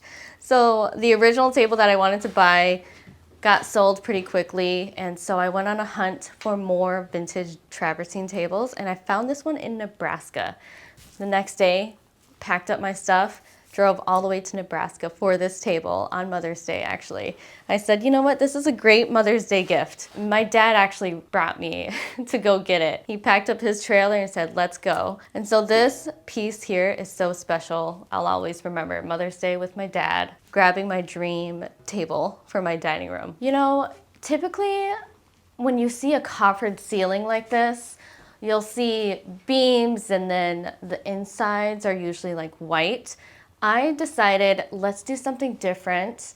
Let's mix some stain and some dark paint to really give it a different feel. And I love it so much because you don't typically see it anywhere, but it just creates different dimension between the like smooth, brown, rich chocolate paint with the wood tones on the beams. This credenza here actually was also handmade. It actually started off when I made these doors, they were a lighter wood tone. Everything in this house before, when we built all of our furniture, we were very much into the lighter wood tones, but over time I have evolved with my style. And so I made this darker, and then this artwork here is actually, I painted that as well. I wanted something really simple, but still have a lot of flow. So I did this kind of like almost lime wash effect on it with just little paint splatters, and I framed it out with some like darker wood tones for the trim, and I just layered all of my favorite pieces here. So this was also a candle holder that I got on a trip. And then these are from the Athena Calderon line from Crate & Barrel. She's one of my favorite designers, and so of course I have to have some of her pieces here. This lamp here, this is another Facebook Marketplace find. This is one of my most favorite pieces. I think I got this for maybe $50, so a steal. I'm sure it costs much more in First Dibs, but yeah, I just love unique pieces in my home, and I love to be able to look around and see that all the furniture is like handmade and just custom to my liking. These curtains here are from my line with 2 pages. This specific pattern and color, it's floral and vintage linen. It's probably the most popular curtain from my line. I see it being used all over Instagram, from designers to DIYers. These are my favorite, and that's why I have them up, because every time I look at them, I can think about how proud I am that I have them in my house, but I see them all over the world being used everywhere, and they give off a very like romantic feel. Gives off some pattern while not being too much. Just the perfect amount of interest and detail.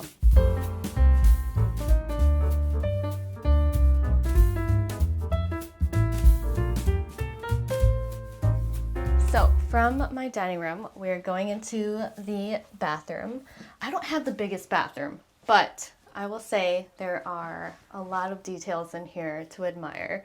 We did this bathroom 5 days before a party. We gutted everything and decided, let's do a bathroom reno. So I tiled this whole thing and we built this vanity and redid all the plumbing and added, like this really interesting travertine sink to this space and did the sconces. Yeah, we did this bathroom in just the shortest amount of time, but with the most beautiful, interesting details.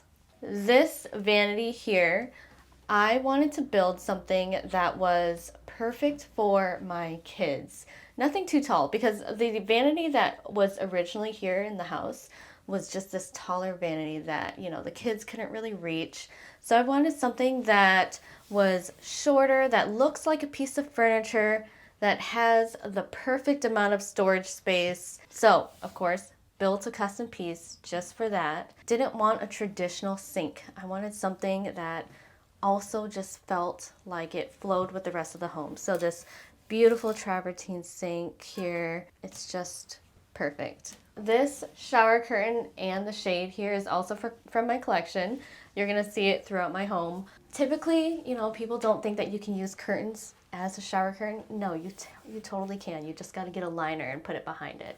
So I love this. I did it to be a little bit higher so that it would make the bathroom look taller. And then same thing with the Roman shade.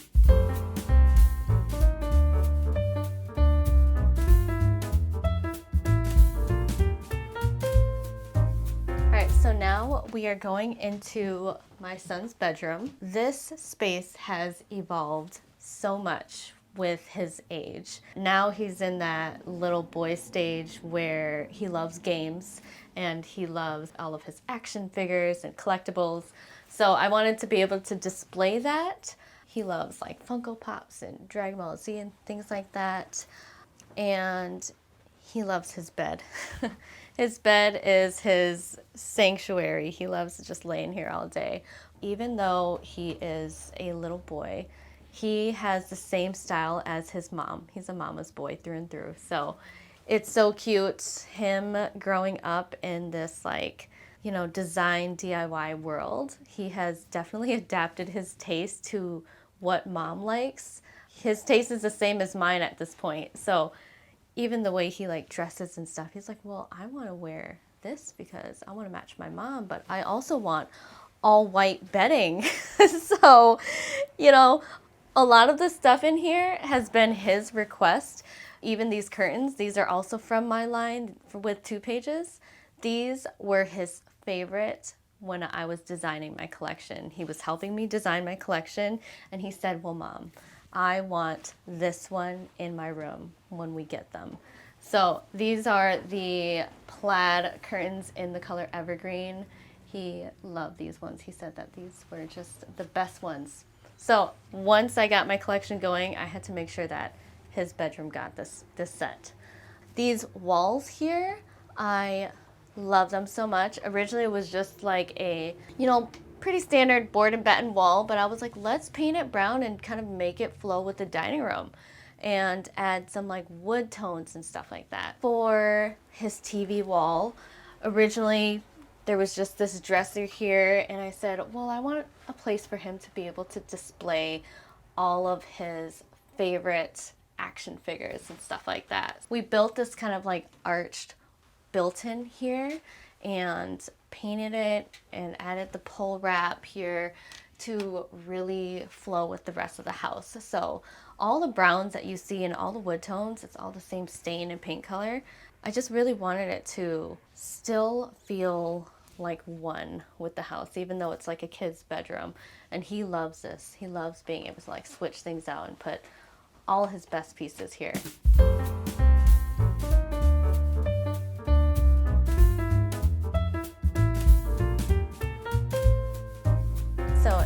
we're walking into my bedroom. I wanted this room to feel just really cozy but still unique. All of the pieces in here are either handmade or vintage. My headboard, I actually made this from scratch recently. I just wanted something like that just had flow to it, I guess. Something interesting, not your standard headboard. So I created this like curvy piece, and I carried on this detail to my vanity, which also another piece that was handmade by us. It all started off with the vanity top, and I was like, well, this would be really cool as a desk. So let's just follow the curves and make a really cool makeup station for me. This shelf here, this curvy shelf, I got this on Facebook Marketplace, I think for $5. And I think it's just the coolest piece to display all of my most favorite purses. This mirror here, a lot of the mirrors that you actually see in my house that are this like fun, organic shape, they are all from Turkey, and I got them custom made by my favorite Etsy shop. I collaborate with him a lot. And he always sends me like new pieces that are just funky, and they always just go so perfectly in my house. Like even though my house feels very like traditional with certain elements, when you add unique pieces like that, it just gives a different feel to it. This painting here, also another piece that I painted myself.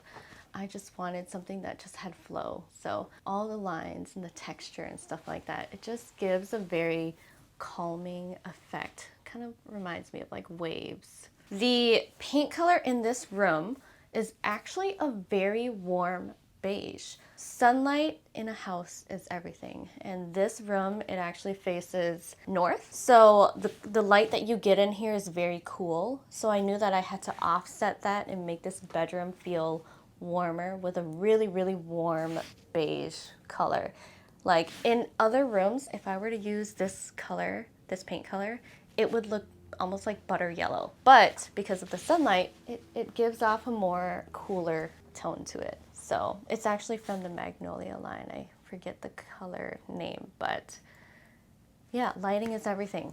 You have to think about that when you're painting a room. One color in my house is not going to look the same in the next house. So swatches are always very important. And then to carry on my curvy kind of vibe, I wanted a light that just was very open and airy and unique. So I got this piece on Amazon. It's actually a kind of remake of a very popular light. You know, I like to mix high and lows. I don't always need to have the piece that is, you know, the original. I have no issue with getting something that's like a replica. So this piece is beautiful. It just gives a lot of flow. This rug here, it's a vintage Turkish rug. I love how it complements the rest of the space. And it has like a very like organic, subtle pattern. Vintage rugs are just some of my favorite pieces because, you know, you get the pattern, you get the detail, but it doesn't give off too feminine of a vibe because the pattern is just so subtle.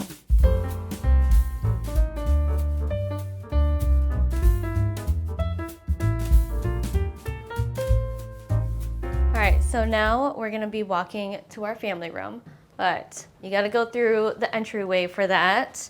And I wanted this space to be the first place in the house that you get a first impression. So when you walk in, you'll see red marble, you'll see travertine, all of that. You'll see a lot of wainscoting and interesting lighting. When you walk into the house, you'll know that there's something amazing to come. So wanted to carry on all of those details here. Even with the mixed wood tones, I have like the light railings along with the dark flooring and, you know, the marble and the burgundy and like even the brass touches on the stair rods. You'll get all of that detail in one. So now we are going into the family room. This space, I wanted it to really feel like the most cozy conversational space where the kids can just gather, lay down, watch some TV, play some board games, read some books, just lounge around, play games.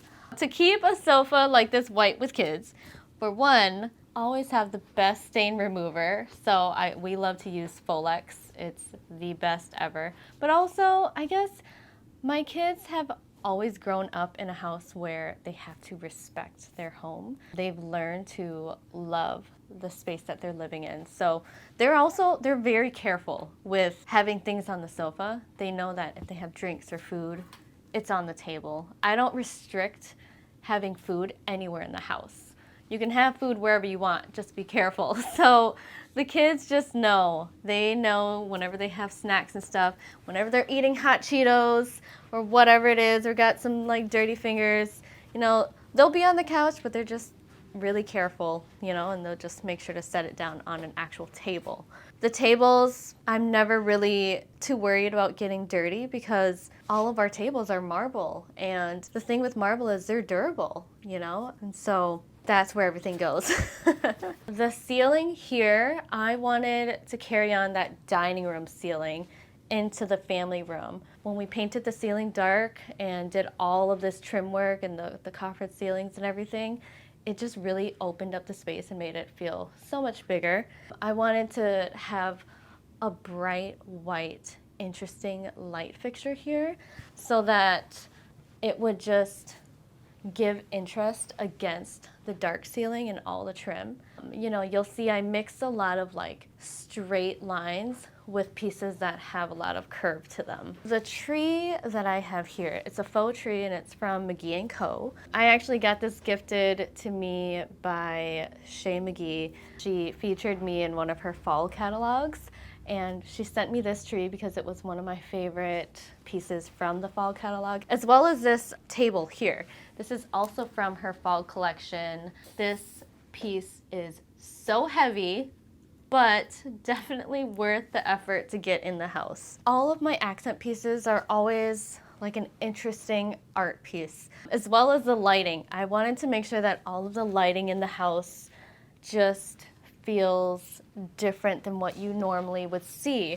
So I just love these because you know, you can get different cool lighting, warm lighting, white lighting. Those are also travertine. They just look like art pieces. I wanted my house to almost feel like a museum, but still very functional to each space. Every single corner is used up to be the most functional for living, between the lighting and everything, you know. Even when you play like board games, you know, and it's dark and dim in here and you have a movie going, you could still play games and, you know, just like have fun as a family, but still feel very cozy. This mirror here is also from that same Etsy shop that I was talking about, and it was made in Turkey. He has the best mirrors and the best shipping and packaging, just quality items. I love the design of this with the curves against all the lines on the ceilings and the walls. I just think it just adds so much interest when you add things that are curvy and all of that with all of the wainscoting. The rug that I have in here, it's the Melrose rug from the Autumnal collection with Rugs USA. My absolute favorite rug of all. I love the variation of the dark browns and the creams and the warmer beige tones. It just has so much interest.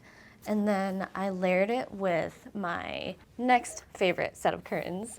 This is from my collection. This is the leaves pattern in the color travertine. I just love these. They give the right amount of pattern while not being too much, just interesting and unique. What creates a soul in a home? It's, of course, the people, first and foremost. The people and the memories that were created to make the home. Home means to me, it's my safe space. It's my place of peace.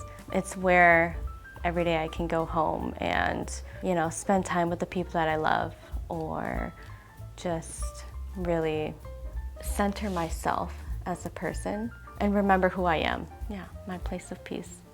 Homeworthy, it was so nice having you here. I love showing you my home, but you guys gotta go now. Bye.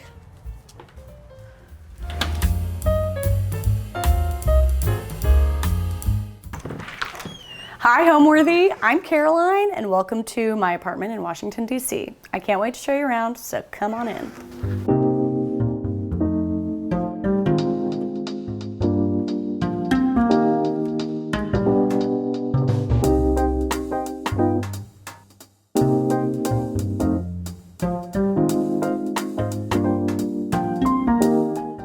You're watching Homeworthy, where we believe every home has a story. Hi, my name is Caroline Winkler. I'm an interior design YouTuber and welcome to my townhouse in Washington, D.C. I moved into this apartment about 3 years ago, and at the time it was the first time I was looking to live on my own. I was really excited to just kind of solidify my own design style and how I wanted to live in a home. This apartment was the first that I toured and I instantly loved it, but I was like, well, you can't move into the first apartment you tour. So I forced myself to see a couple more.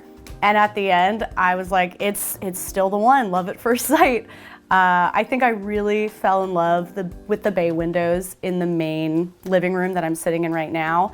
Windows to me are everything that, like, if you don't have good light and good natural light in your home, I think the interior design is a lot harder. I love all the old details. I love the dark wood floors, and I love that it's not open concept. It's a bunch of contained small spaces, which to me is so much more fun when you're trying to design and do a bunch more styles. I saw it when I loved it, and I've just loved it every day since. I think 3 words I'd use to describe my style, it's always hard, but maybe cozy for sure, self-explanatory. I just want it to be welcoming. I'd say autumnal, if that, like autumn-ish. I think that's my color palette that makes it feel like very warm to me. I like a bit of mood, but obviously there's still a lot of bright white walls, so I don't know if it's straight up moody, but autumnal, I would say. And then maybe anti-fragile. I don't know what a better word is for that, but by that I mean I feel like I'm always running around and breaking things, and I need stuff not to be fragile. I need it to be a home that I can actively live in, put my feet on the coffee table, like not worry about breaking something glass. I need my home to be like, I don't ever want to feel on edge like I'm about to break something. And I still do break things, and I just am not worried about it.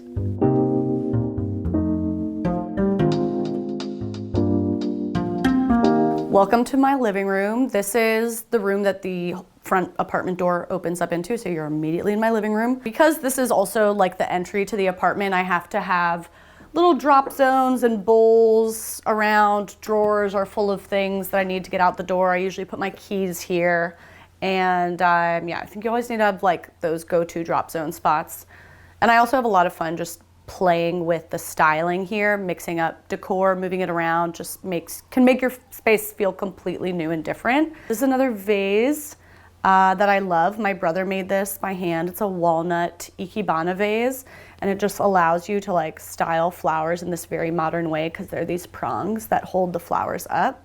It's like a little piece of sculpture to me. I'm obsessed with it. Oh, I DIY'd, well, not much of a DIY, baby DIY'd this lampshade. It's just a plain, like old, probably IKEA lamp that it was a white lampshade, and I just covered it in a little piece of fabric. Just give it a little personality, a little texture. This whole dresser, thrifted, I believe, Facebook Marketplace. And this is like a 19th century dresser. I love that it has these wood handles, and it's almost a little primitive, but has just enough detailing. I don't like anything that's too ornate or frilly. It's a little beat up, which is good for me. Yeah, and I store, I think people like to see in drawers. It's like gloves, batteries, stamps, YouTube equipment, and then the bottom is just my candy drawer and also wallpaper. It's all the necessities. This bowl, I wish I knew the full history. This was like my great aunt's. On the back it says 1874, and I believe this is from Berlin. A lot of my family comes from Berlin and then also from Vienna. and she just gave this to me for no good reason, and I'm really afraid of breaking it now, but it's really beautiful and also weirdly matches very well with the rest of my home. So I do love this guy. And then this was just like a little unique piece of pottery that a friend gave to me. He has a twin. The twin is over there somewhere holding up books, but I like that it's like, I think like a lot of my pieces, it's like fairly minimal, like not too crazy, but then there's just like something a little weird up here at the spout. I think that kind of like captures what I like a lot. This is the fireplace in my living room, which was not a working fireplace when I moved in. I got it working. There's a little gas unit. I would say it works 40% of the time now, which is fine. And I'm also always experimenting with styling on the mantle. It's just fun to layer stuff to me. Thrifted, let me think. Everything up here is thrifted. Got this for 20 bucks. It was one of the best days of my life. This is another just framed postcard in an old, just an old frame I think my mom had. It's cracked about 1,000,000 times, but I keep repairing it because I think it's so unique and beautiful. And then this piece was given to me by a family member who had a really cool art collection. It's an original oil painting. And then I thrifted these recently. They probably need to be cleaned, but I didn't clean them because that's authentic. I really love like little touches of silver and stuff. I get these super long candlesticks that are like 18 inches, and it's actually amazing my apartment hasn't burned down because there's always candles going. What else do we got over here? This is a little print of probably 18th century Amsterdam. I took a trip there and just fell in love with Amsterdam the way that I guess pretty much everybody does, and I have a couple little prints around from there. And then this vase I just think is weird, and I like that. This tiling is just a peel and stick tile that I put, it was like a kind of a black stone here on the fireplace surround, and it was like just very intense, so I just did a temporary peel and stick tile. It stayed up pretty well given that it's a fireplace. And I really love just kind of a random touch of pattern when there's a lot of white over here. Yeah, I really like it. Let me show you my sconce. I love this sconce. I love all sconces, wall lighting. This one is really cool. It's a swing arm and it's like a wood lampshade, which I think is awesome. I try to aim to have at least like 3 light sources in every room. That's usually ends up being lamps or wall sconces, something like that. It just creates like a much more dynamic space. And then the only thing I didn't have room for over here was another side table because the couch is so pushed close to the fireplace. But I always want somewhere to set my phone or set my drink, so I just put up like a tiny baby shelf right here, and then, you know, can put your phone or something right there. Ta-da. I like it. This is my couch. I think it's just crate and barrel. It is so deep, so comfy. It's got this nice wide arm that I love. And honestly, there's like, people love the couch, but there's really nothing, I'm trying to clean stuff off of it. There's like nothing that special about it.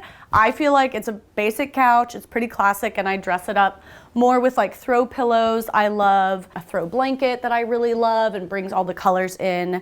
And mostly I just needed it to be like extremely comfortable. I think I've gone the route before of trying to get like the spindly legged, like curved back couch that like you can't even really put your arm in, and you can't lean back, and no one can lay down to get cozy and watch a movie. And I wanted it to be very, very livable. I think probably in the future I will reupholster this guy and maybe put like an interesting pattern on it when I feel like it's looking old, but it's definitely something that I intend on keeping for the long term, and I love it. I know there'll be questions about this artwork. I DIY'd this. I didn't DIY it that well, but I still really like it. I was trying to figure out how to fill this big empty wall. I didn't want to do a gallery wall. I didn't want to do a bunch of little things and have it too visually busy. I wanted one giant piece, but also one giant art piece can be very expensive. So instead, I just took a bunch of fabric samples that I loved, and I painted this is like a canvas drop cloth that you would use for painting, and I just like painted it white, attached the samples, and then did my best at making a frame for it. The frame's kind of broken, so like don't zoom in on any of that. But it's been up for 3 years and I love it. I really do love it. I feel like it's unique, it's mine, I have a fun memory associated with it, and it does fill the wall. It was really fun to DIY a piece too, because then you get to control like what colors it's pulling from your space.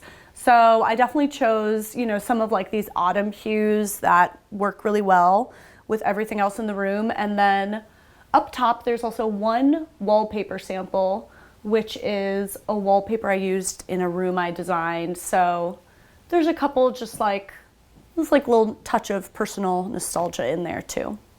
Yeah, a little time capsule. This is my dining area / office. I love using a dining table as a desk. Like I want to spread out. There's no desk in my home. I work here, I eat here, I people watch here. I'm always surveilling the street. It's the best. Like I love having the big windows. This dining table actually is the first thing I owned. I had this before I moved in to this apartment, and people are always saying like, oh, you should have a round table for the bay windows. That would be great, but this is the table I had. I got it for $300 off Facebook Marketplace, and I do love it. The legs come off and it can like fold up really easily. It's scratched up, it's scuffed, like I don't have to worry about a cup ring mark or pens or scratches. Like it just feels lived in, and it always feels great to me. I also love experimenting with the styling. I always have different things up on the table.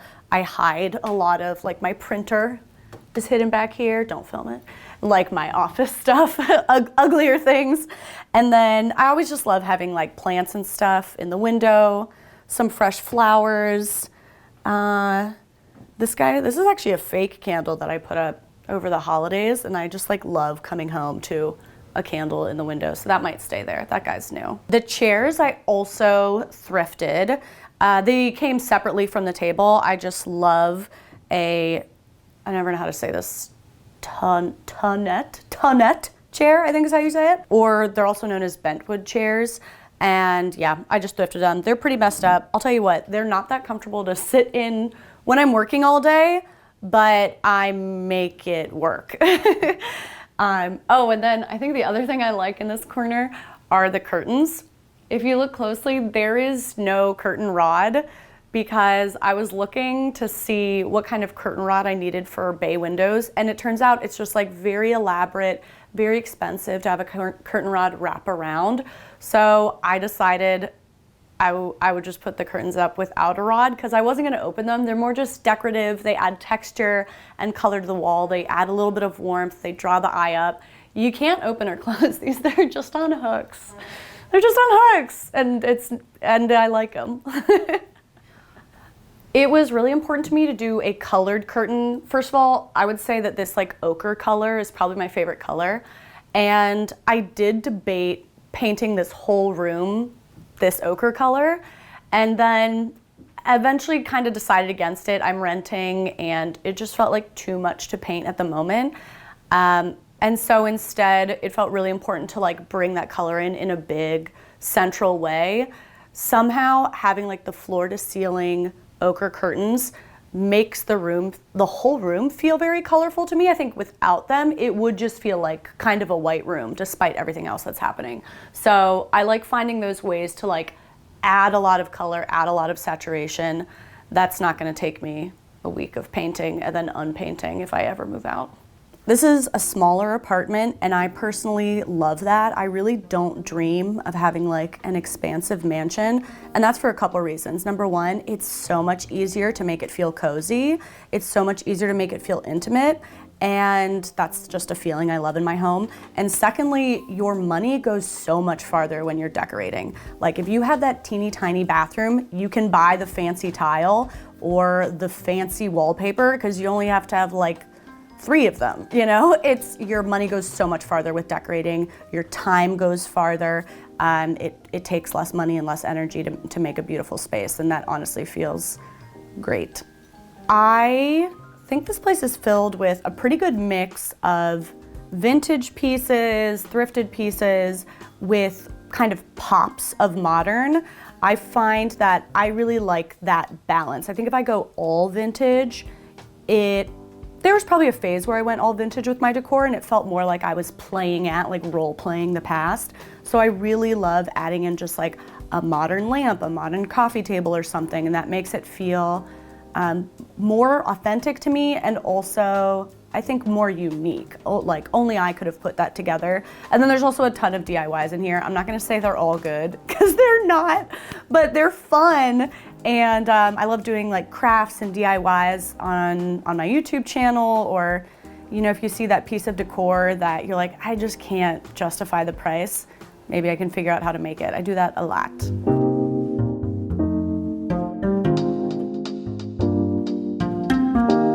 Oh, these are two little pictures I put behind my curtain. This is a postcard. I love framing postcards. They're always really cheap and are just as pretty as any print. This is also a postcard. This is a vintage one. And I put them weirdly like half behind this curtain, really just for myself, because I sit right in that chair directly across from them. I look at this little corner of the wall all the time, and there's really no like official design reason that I should hang something here like half behind a curtain, except that it's for me and I like looking at them, and I kind of like hiding stuff. I love hiding stuff. Like I firmly believe that your artwork does not need to be fully visible. It still adds to the room even if it's just layered behind things. I have one tiny little baby frame over here. I love little things, and this is actually a photograph of my mom when she was in the 3rd grade. People do often think it's me. We look alike, and I've got the bangs and everything, but I don't know, she gave me this frame at some point with like the whole vintage frame and the photograph, and I just love having it around, a little piece of personal history. These are all vases handmade by my brother, who is an amazing woodworker. He has his own channel, an Etsy shop. I'll link it. But yeah, he handmade each of these vases, and I just think they're like the most beautiful designs ever. I've never seen anything like them. They're solid walnut, and I love how they're like very modern and streamlined, but have like just a little bit of personality. And then this one's just the teeny tiniest bud vase, and I can't get over it.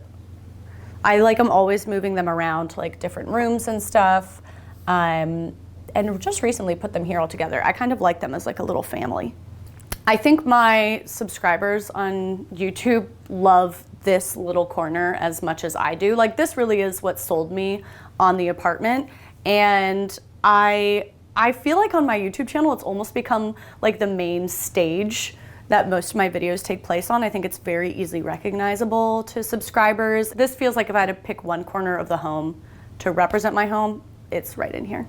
This is some of my haunted artwork. I've been told I have a lot of creepy artwork in the home, but I just love a moody feel, like a little haunted feel. I think I'm a little bit haunted. This is a vintage original piece that was given to me by like a family member who passed away and was a pretty neat art collector.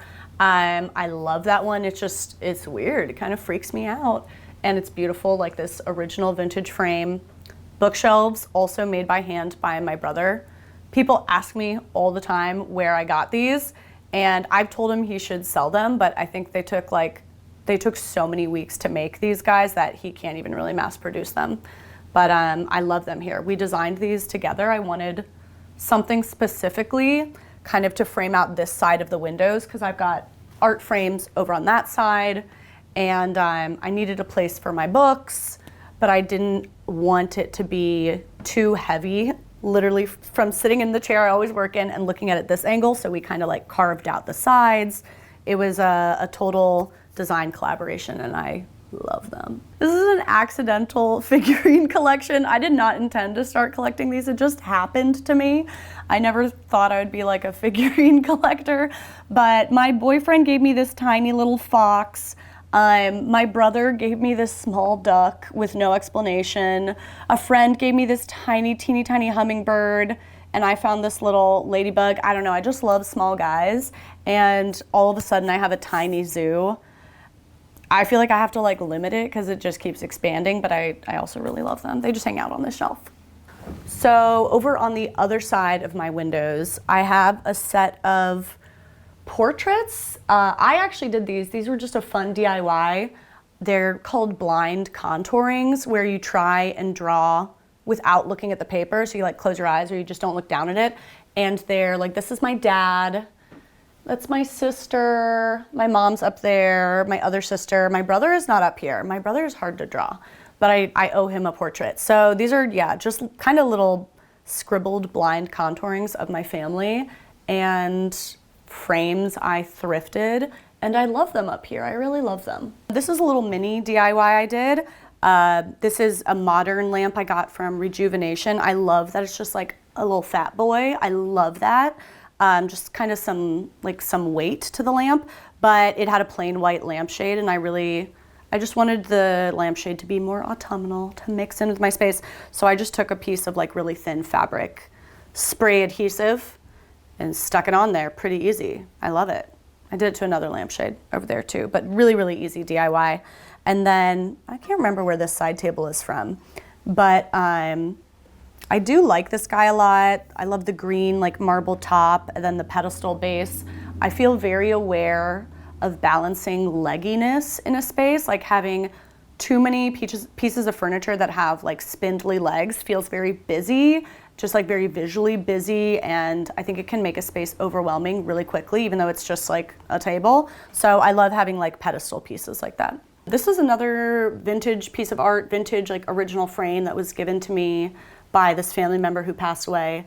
It's called Birthday Party, and I think this is one of the pieces that like the bright colors and modern pops is not something I would have like guessed would fit with my space, but it's one of those pieces that end up being really surprising, like a kind of modern touch that feels like really nice friction, really nice contrast with a lot of the other vintage pieces I own. So I love like trying to surprise myself with what I like, throwing in something unexpected. How many coffee tables did I go through before this one? I think I tried like 3 or 4 different coffee tables, and eventually ended up going with this guy from Blue Dot. And I love that it's just metal. It is pretty much impossible to break or scuff up. It's round, which I think is really good when you have kind of a tight space, that it's like you're not gonna nick your knee on a corner or something like that. I put my feet on it when I feel like it. I put hot coffee down on it, red wine, it's seen it all, and it's just very durable. And then the color of it, I think, matches really nicely with the space. I have a lot of fun doing, always changing the styling. Gotta have your coffee table books. And then just like little trinkets, gifts people have given me. I always have candles going.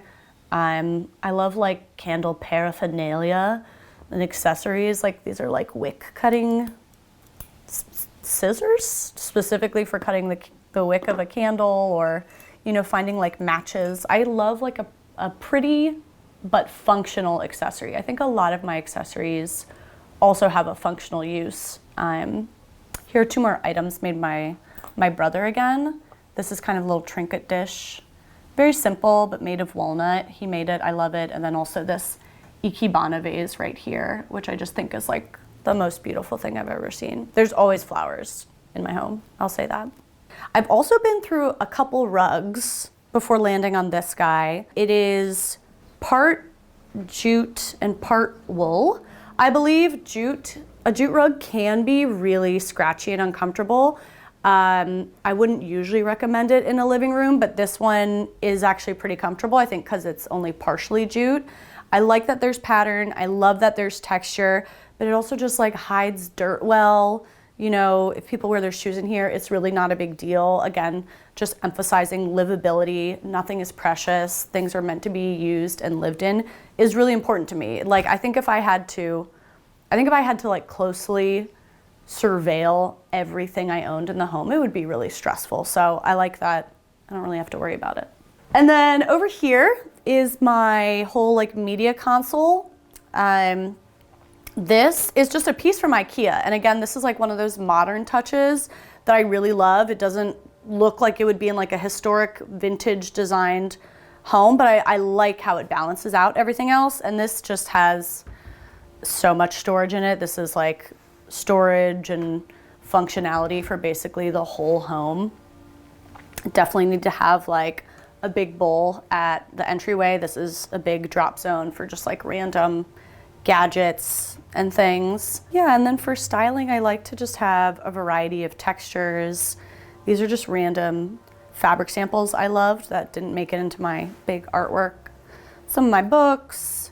This is an entire box. I love this. This is probably one of my favorite things. This is an entire box of cards that my boyfriend wrote me. It's like 50 different handwritten cards he wrote when we were spending time apart, and I just had like a really hard time being apart, and he like hid envelopes all throughout my house for me to open each day. It's probably like the nicest thing anyone's ever done for me.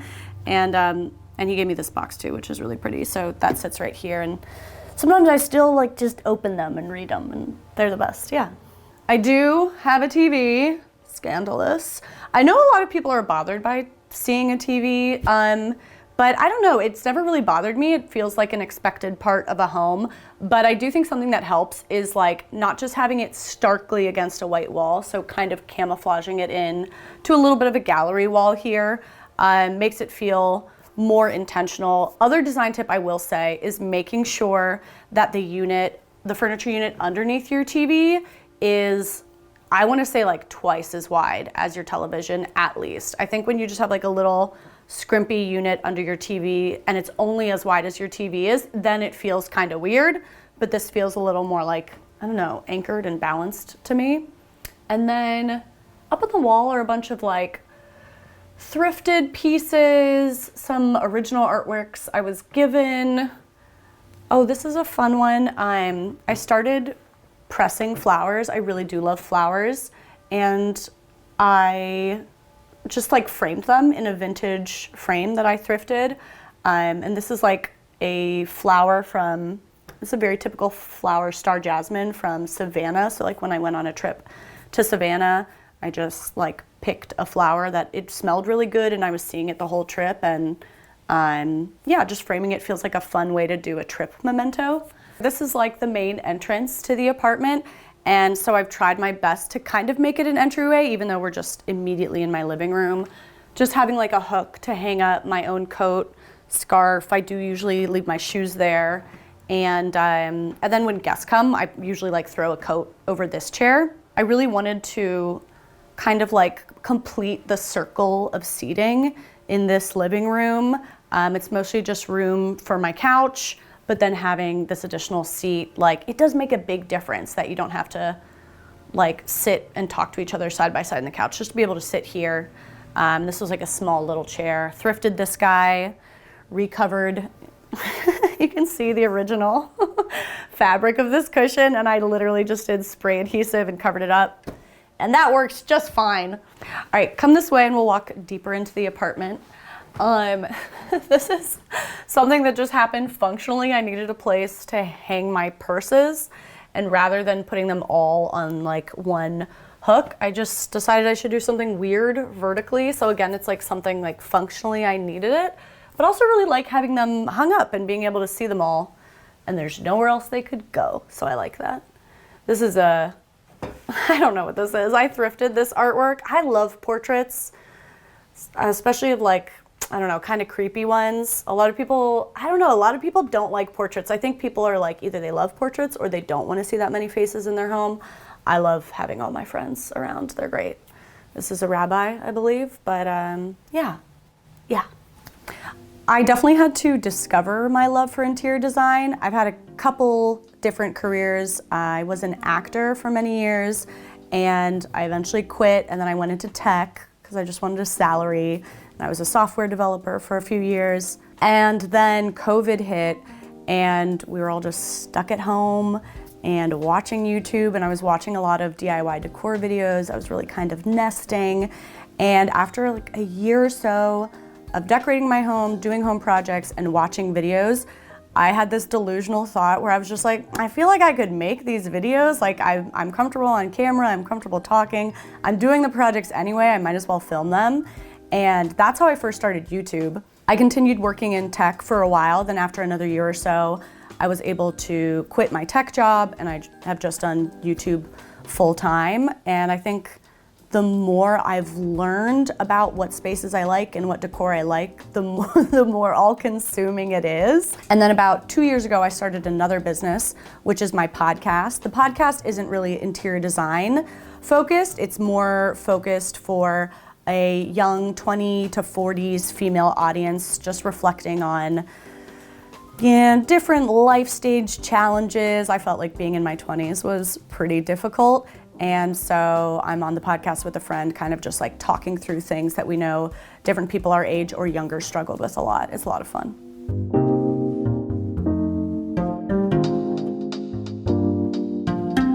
Okay, right in here is my little baby bathroom. It's very tight.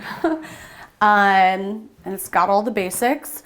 I would say, honestly, this is probably my least favorite room in the apartment. I do like it, and what did I do? I put up some like renter-friendly wallpaper. I added this little piece of molding and just painted that, like chose a color from the wallpaper and painted that, and then painted the top. I do like it. I don't know if it's my favorite, but it does feel a lot more like me than just the like gray walls that were in here before.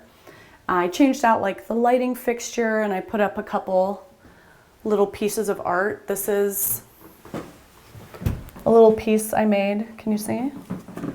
It's just like a very special toilet that I felt inspired to make. I like that guy just right here. I kind of like putting art in a weird random place. That's kind of all there is in here, but let's go into my bedroom.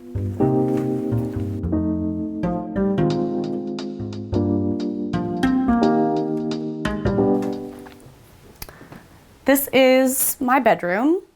And it is small, but that also means it's very cozy, which I love. I think it helps that it has high ceilings. Maybe it's 10-foot ceilings, and I think that makes it feel a lot less claustrophobic. So many thrifted things in here. This is a dresser that I thrifted, and I love, that it's like old and has just like a little bit of detail, not too busy, but I do really like using like a full drawer dresser as a nightstand, so you can just fit lots of stuff in here.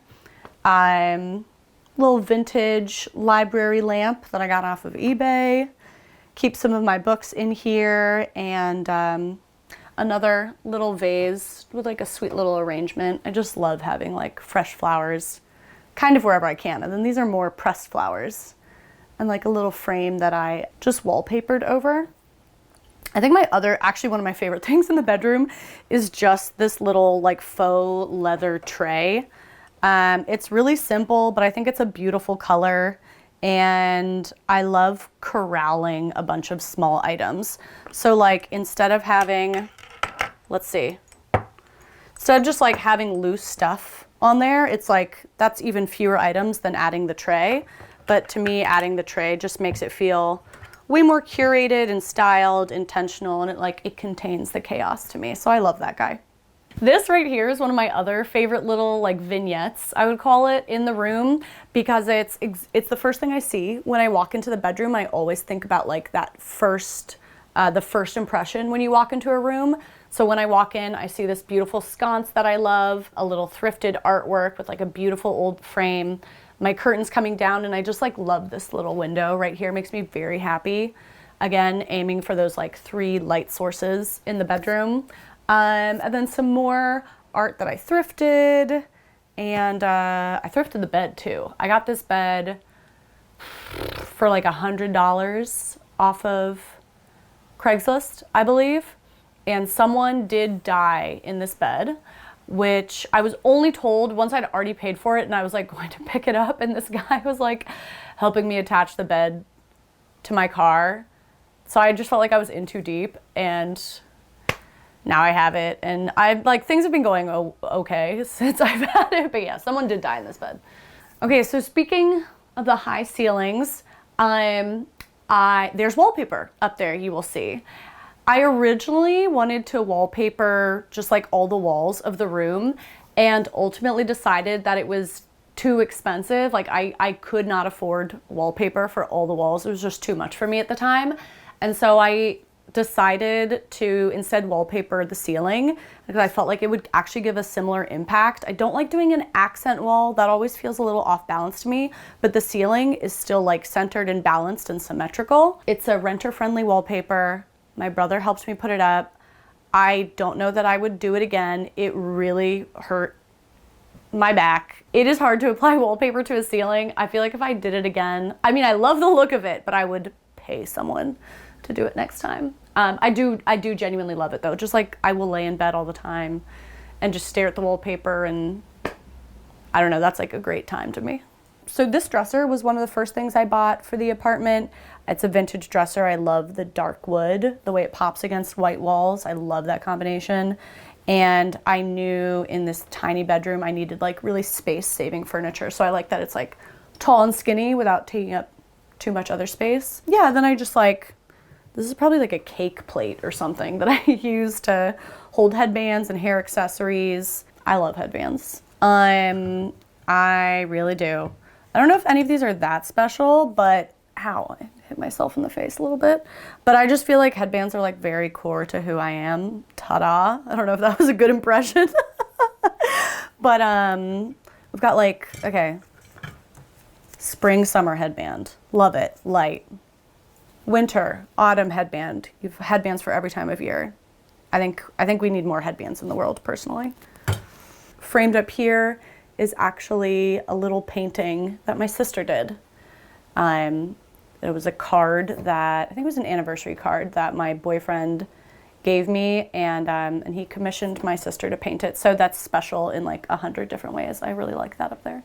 What else do I want to show you? I really like this like weirdo pleated lampshade, but I really like finding lamps that have like a cool shape to them. I feel like it brings a lot of dimension and personality to a space. A bunch more thrifted items over in this corner. This is my mirror that I basically use to like get dressed and make sure I don't look insane every day. Another bentwood chair with like original caning. I just think these are really beautiful. I'll say like these aren't the most comfortable lounge chairs, but I do think they're beautiful. And I personally think everyone needs at least one chair in their bedroom. Even if you have a tiny bedroom like mine, no one's sitting here, but all the dirty clothes are going on the chair. And that is important because then they're not on the floor. And then right over here is this like beautiful fireplace in the bedroom. It's not functioning, but it still is like a really nice architectural touch. I like to use this surface area. I've got all my like perfumes, some artworks I love, more jewelry boxes. I did tile over this fireplace as well. It was again just like a stark black stone that just felt like very intense for the room. So this is a renter-friendly tile, and I really, really love this tile. I feel like it's kind of a surprising choice in the room. It's not overly matchy-matchy, and that's what helps it feel like very personal and kind of like my specific spirit. It's not like an obvious choice maybe, but I do feel like it works. It was a little bit of a risk, but I like it. I also painted the inside of the fireplace black. You can get like a heat-resistant or heat-safe paint that's for fireplaces. It just made like a big impact, made it a little dramatic. And then this mirror is a little newer addition. I've been really liking just like some silver or like polished nickel or chrome touches as metal accents. And I think it's also really important for me to remember to mix in like curves, where there's like a lot of rectangles going on over here, then some kind of curved shape I feel like brings a lot of balance. I like it. I think one of the most important steps to finding your design style is just experimenting. You have to experiment, and with experimenting, you're going to have some flops. That's just part of it. That is how you find your style. I think if you are determined to find your style but like never make a mistake, then you're gonna stay paralyzed for a while. So for me, wanting to stay budget conscious but also wanting to experiment, I don't advise splurging on that like super expensive purple ridiculous couch that like could be cool but you're not sure. I think it's a lot better to go with like something kind of neutral, something kind of classic, and then experiment with your throw pillows, with your accessories, with your side table, with your throw blanket, the things that you can swap out easier. And you know, if you buy one throw pillow and then you're like, that's actually not really my style, you don't have to cry that much because it's just a throw pillow. And just doing that slowly and being comfortable experimenting, it really is the key.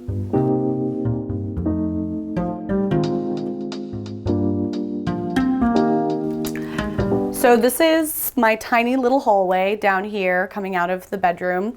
And I guess the first thing I added was this vintage little mini wardrobe. I think it's so beautiful and very functionally necessary because in the bathroom there is almost no storage. There's no under sink storage. There's no cabinet. There's just like 2 little shelves. So this is all my like toiletry, bathroom storage. And it's a nice like narrow guy that fits right in this hole. I really, really do love this. I love like, you know, adding custom or vintage wardrobes and stuff to a space if you don't have enough closets. I think it's just like even more fun, and then you can take them with you if you ever move. And then the hallway itself is like very narrow. It's hard to squeeze through here. It's very narrow. And I basically use the hallway as storage for artwork that I don't like have another home for yet. And all the artwork is thrown up very haphazardly. I like this to be a very relaxed space. It's not like overly curated. I did not map it out as a gallery wall or anything. It was actually inspired a lot by my grandparents. They had this one hallway in their home that was just covered in family photos and, you know, like floor to ceiling family photos. And as a kid, it was so fun to walk through that hall. We would just like look at the photos and look at the stuff in that hallway every time we went over. And so I kind of wanted to replicate that experience in my home. And so up here, it's like a mix of family photographs. It's me and my sister. There's a mix of DIYs, of vintage art, and there's also a lot of artworks done by people I know. I feel like I have a lot of very talented friends and family. So this is an original painting by one of my dear friends. I bought that guy from her. This is another original painting that my sister did as a gift to me. There are probably a couple more haunted art pieces. Well, here's another set. These are some like lithograph prints that I got in Amsterdam, and they are like 18th century medical textbook drawings of like how to wrap a dead body or like bacteria under a microscope, some dental drawings. I don't find these to be haunted, but a lot of people don't like them. And I think that means you're onto something. If you're hanging up art that every single person likes, then you're probably just living in a department store. I think it should be a little bit alienating, and I really like these guys a lot. Right over here is my YouTube plaque. YouTube gives out 3 like plaque awards to YouTubers when you reach a certain number of subscribers. This is the lowest one. This is the baby one that I got when I passed 100,000 subscribers on my channel. And I just got it framed in this cool like emerald frame. And I don't know what it says about me that I have it hanging up, but like I am proud of it. And it does mean a lot to me because I think doing YouTube, it's like the best thing that's happened in my life, and I just stumbled upon it, and I really struggled through several careers before then. So I don't take it for granted that I found something that I really love and that is like, that works for me. It's a big deal, and I like try to, I don't know, I just feel very appreciative of it every day. And this is a photo that my dad took. That's me, my brother, my older sister, my youngest sister wasn't around yet, but I think this is like one of my all-time favorite sibling photos. And then my dad printed it out large for me one year and gave me that as a gift. I really, really love that one. I think honestly, my favorite thing about my space is not even my own styling. It's just the amount of natural light. That is such a big deal for me, like wanting to not be depressed. A lot of one-bedroom apartments like this that I looked at didn't have like a window in the kitchen or didn't have windows in the bedroom. And to find a spot that has windows in the living room, kitchen, bedroom, there's none in the bathroom, but I make do. It just helps me feel connected to the outside world. I work from home, so I don't feel isolated. It feels energizing, and natural light just also makes your space look prettier. I think one of the best compliments I've received about my space is when people come in and they say it feels calming or peaceful. I've gotten that a couple times, like they feel at home here. They want to stay and work from home in my home because it just feels like, it doesn't feel foreign. It doesn't feel like a showpiece. It just feels welcoming and comfortable. I love that.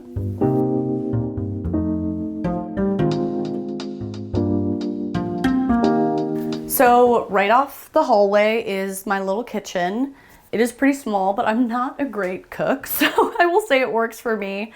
And it does have a window coming off of it, which, like, I don't know, I need that natural light, so I really appreciate it. In order to work with like the red cherry cabinets, I picked out this renter-friendly backsplash tile, just peels right off, sticks right on. It's kind of in a blue-gray hue. It's lower saturation than the cabinets, so it balances out the cabinets both in saturation and on the color wheel, and I just like love how they pop together.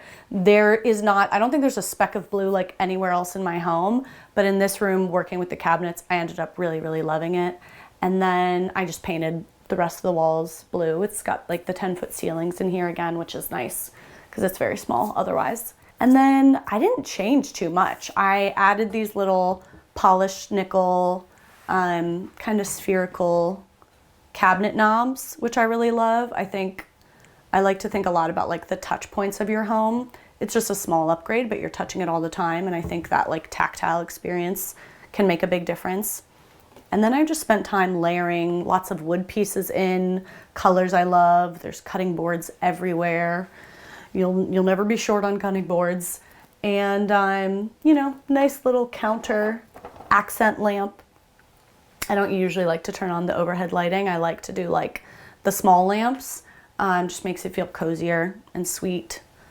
Yeah, I like putting up like one little artwork. I think this is also a postcard that a friend sent me just from a museum, and threw it in a frame, called it a day. I like that kind of as the focal piece. I did add in this tiny little rug. It's got kind of like gold ochre tones that match more or less with the curtains I have in my living room. I just love this color. I like that it warms up the floor a little bit, but it's also like fine to be in a kitchen and get scuffed up and stuff. Okay, I really, really love dishware. I probably have a dishware fetish. I might have to show you my glassware collection as well. And I love tiny bowls. I feel like I just like need little tiny bowls all the time. These are bowls that I got in Italy. I really love these little guys. And yeah, just use them while I'm cooking. I mean, I'm not cooking, my boyfriend's cooking, but like I like to leave them out and accessible. And then these are little ones that I got, I think in Copenhagen, just like little clay pieces. I don't know, I'm always putting stuff in little bowls. Okay, speaking of cups and glassware, I think probably my one addiction is collecting vintage glassware. I keep it in here. I am running out of space. I'm just gonna show you some of my favorites, okay? So all the glassware is vintage. I either get it off of like Etsy, or eBay or Craigslist or Facebook Marketplace. I love a lot of amber tones or like smoked glasses. This has this weird little texture to it. I love these guys, and I'll use them for anything. Like this can be a wine glass to me. Actually, probably better for me to have a stemless wine glass. Let me show you what else I got. I thrifted this one set that is a bunch of sizes of this kind of smoked Japanese glass. I just love the profiles of them. Then I've got my wine glasses, amber again, but I love these guys. I can't tell you how good it looks to just put like red wine in one of these. It's very pleasing to me. And this again is like, glassware again is like one of those touch points in your home where you're literally holding it, you're interacting with it. The feel of the glass, like the thickness of the glass, the weight of it is all, I don't know, so important to me. And so these are some of the guys I really love. I keep all my dishes right in here, and I do love like slowly collecting my dish collection. I think I'm still working on it, but these are some of my favorite plates. I just got these from Goodwill, a whole set of them, and I think they're really beautiful. And then I love finding like ways to layer them with other plates. So for example, I found these other larger plates in an antique store, and I specifically got them because they pair well with the Goodwill plates. Those go on top there, and then they also came with a little bowl that goes on top, and I just like love the fun way that they layer together. So right around here, not too much going on. I just try to throw in like little accessories that I love. So some kitchen towels that I think I got, ooh, maybe Copenhagen, I can't remember. Over on this wall, I had a lot of fun just with accessories. I think I just discovered how, like, what colors I love to pop against the blue wall, which, as I said, there's blue like nowhere else in my home. But I ended up really loving just experimenting with different colors and having like the pops of purple or the pops of these other like autumn colors that you can find elsewhere in my home. This is that ochre I love again, but it's like even more fun and different when you place it against the blue. I've got a little family photo over here. This is just a postcard I framed, and another postcard, and I took wrapping and did a little Mod Podge over this frame to customize that. Another creepy portrait that people may or may not like. I love these guys. I could have like portraits of old men everywhere. I don't know why. They always like, there's just a good time to me. There's always such a character. I did add one little sconce up here that probably needs to be dusted, but I like adding in that light source. And then this is a little marble wash stand. This is an antique wash stand that I got, I don't know, probably for like 50 bucks off of Marketplace. And that usually holds liquor, or I keep like a bunch of towels in here, coffee beans, stuff like that. So trying to make the most out of storage in a small kitchen. And then, like, you know, sometimes I make drinks over here, stuff like that. But I really love this corner. I actually think that like this little vignette is probably one of my favorites in the whole apartment. This right here, I feel like people always ask about. This is the first thing that my brother made from wood and we designed together. It's a custom honey jar with this little walnut dipper. I was doing a makeover, like a kitchen makeover video for my space, and I was really focused on finding like beautiful decorative functional pieces, such as for my honey jar. And I couldn't find any honey jars I liked, none. I didn't like any of them. And so I like asked him to make me one, and we designed this guy together. So that's like very, very special. You can buy those now, but yeah, that's like one of the first things that we designed and together and he made. I think the soul and spirit of a home is not so much about like buying the weirdest, wildest statement pieces. I think it's more about unique styling. It's more about how you uniquely have put a couple things together. It might be a couple things that are like kind of average or kind of normal looking, but only you would style them that way. Only you would layer them on a bookshelf that way. And just having that collection, that curated array of items that you've collected over time. I would say the hardest way to have soul in a home is to like move into a place and buy everything online all at once, to like try and furnish a home in a day. I'm not gonna say it's gonna be an ugly home, but it will be harder for it to feel really personal to you. I think a home to me just needs to be that place that I'm like craving to go back to, craving to recharge. I definitely am a homebody, which is probably why I've ended up with a YouTube channel all about just being in my home. I love being at home. I love alone time. And so a home to me is not so much about like other people seeing it and complimenting it. I actually kind of rarely have people over. It really is just for me to like be in my cocoon and recharge after all, you know, of a busy day. Thank you so much for coming into my home, Homeworthy. It was really fun to give you a little tour, talk about some of my favorite things. I do need to recharge as an introvert now though, so you have to leave. Sorry, but I'll have you back soon. Bye. Thanks for watching. Be sure to go to homeworthy.com for exclusive content, shopping guides, and so much more.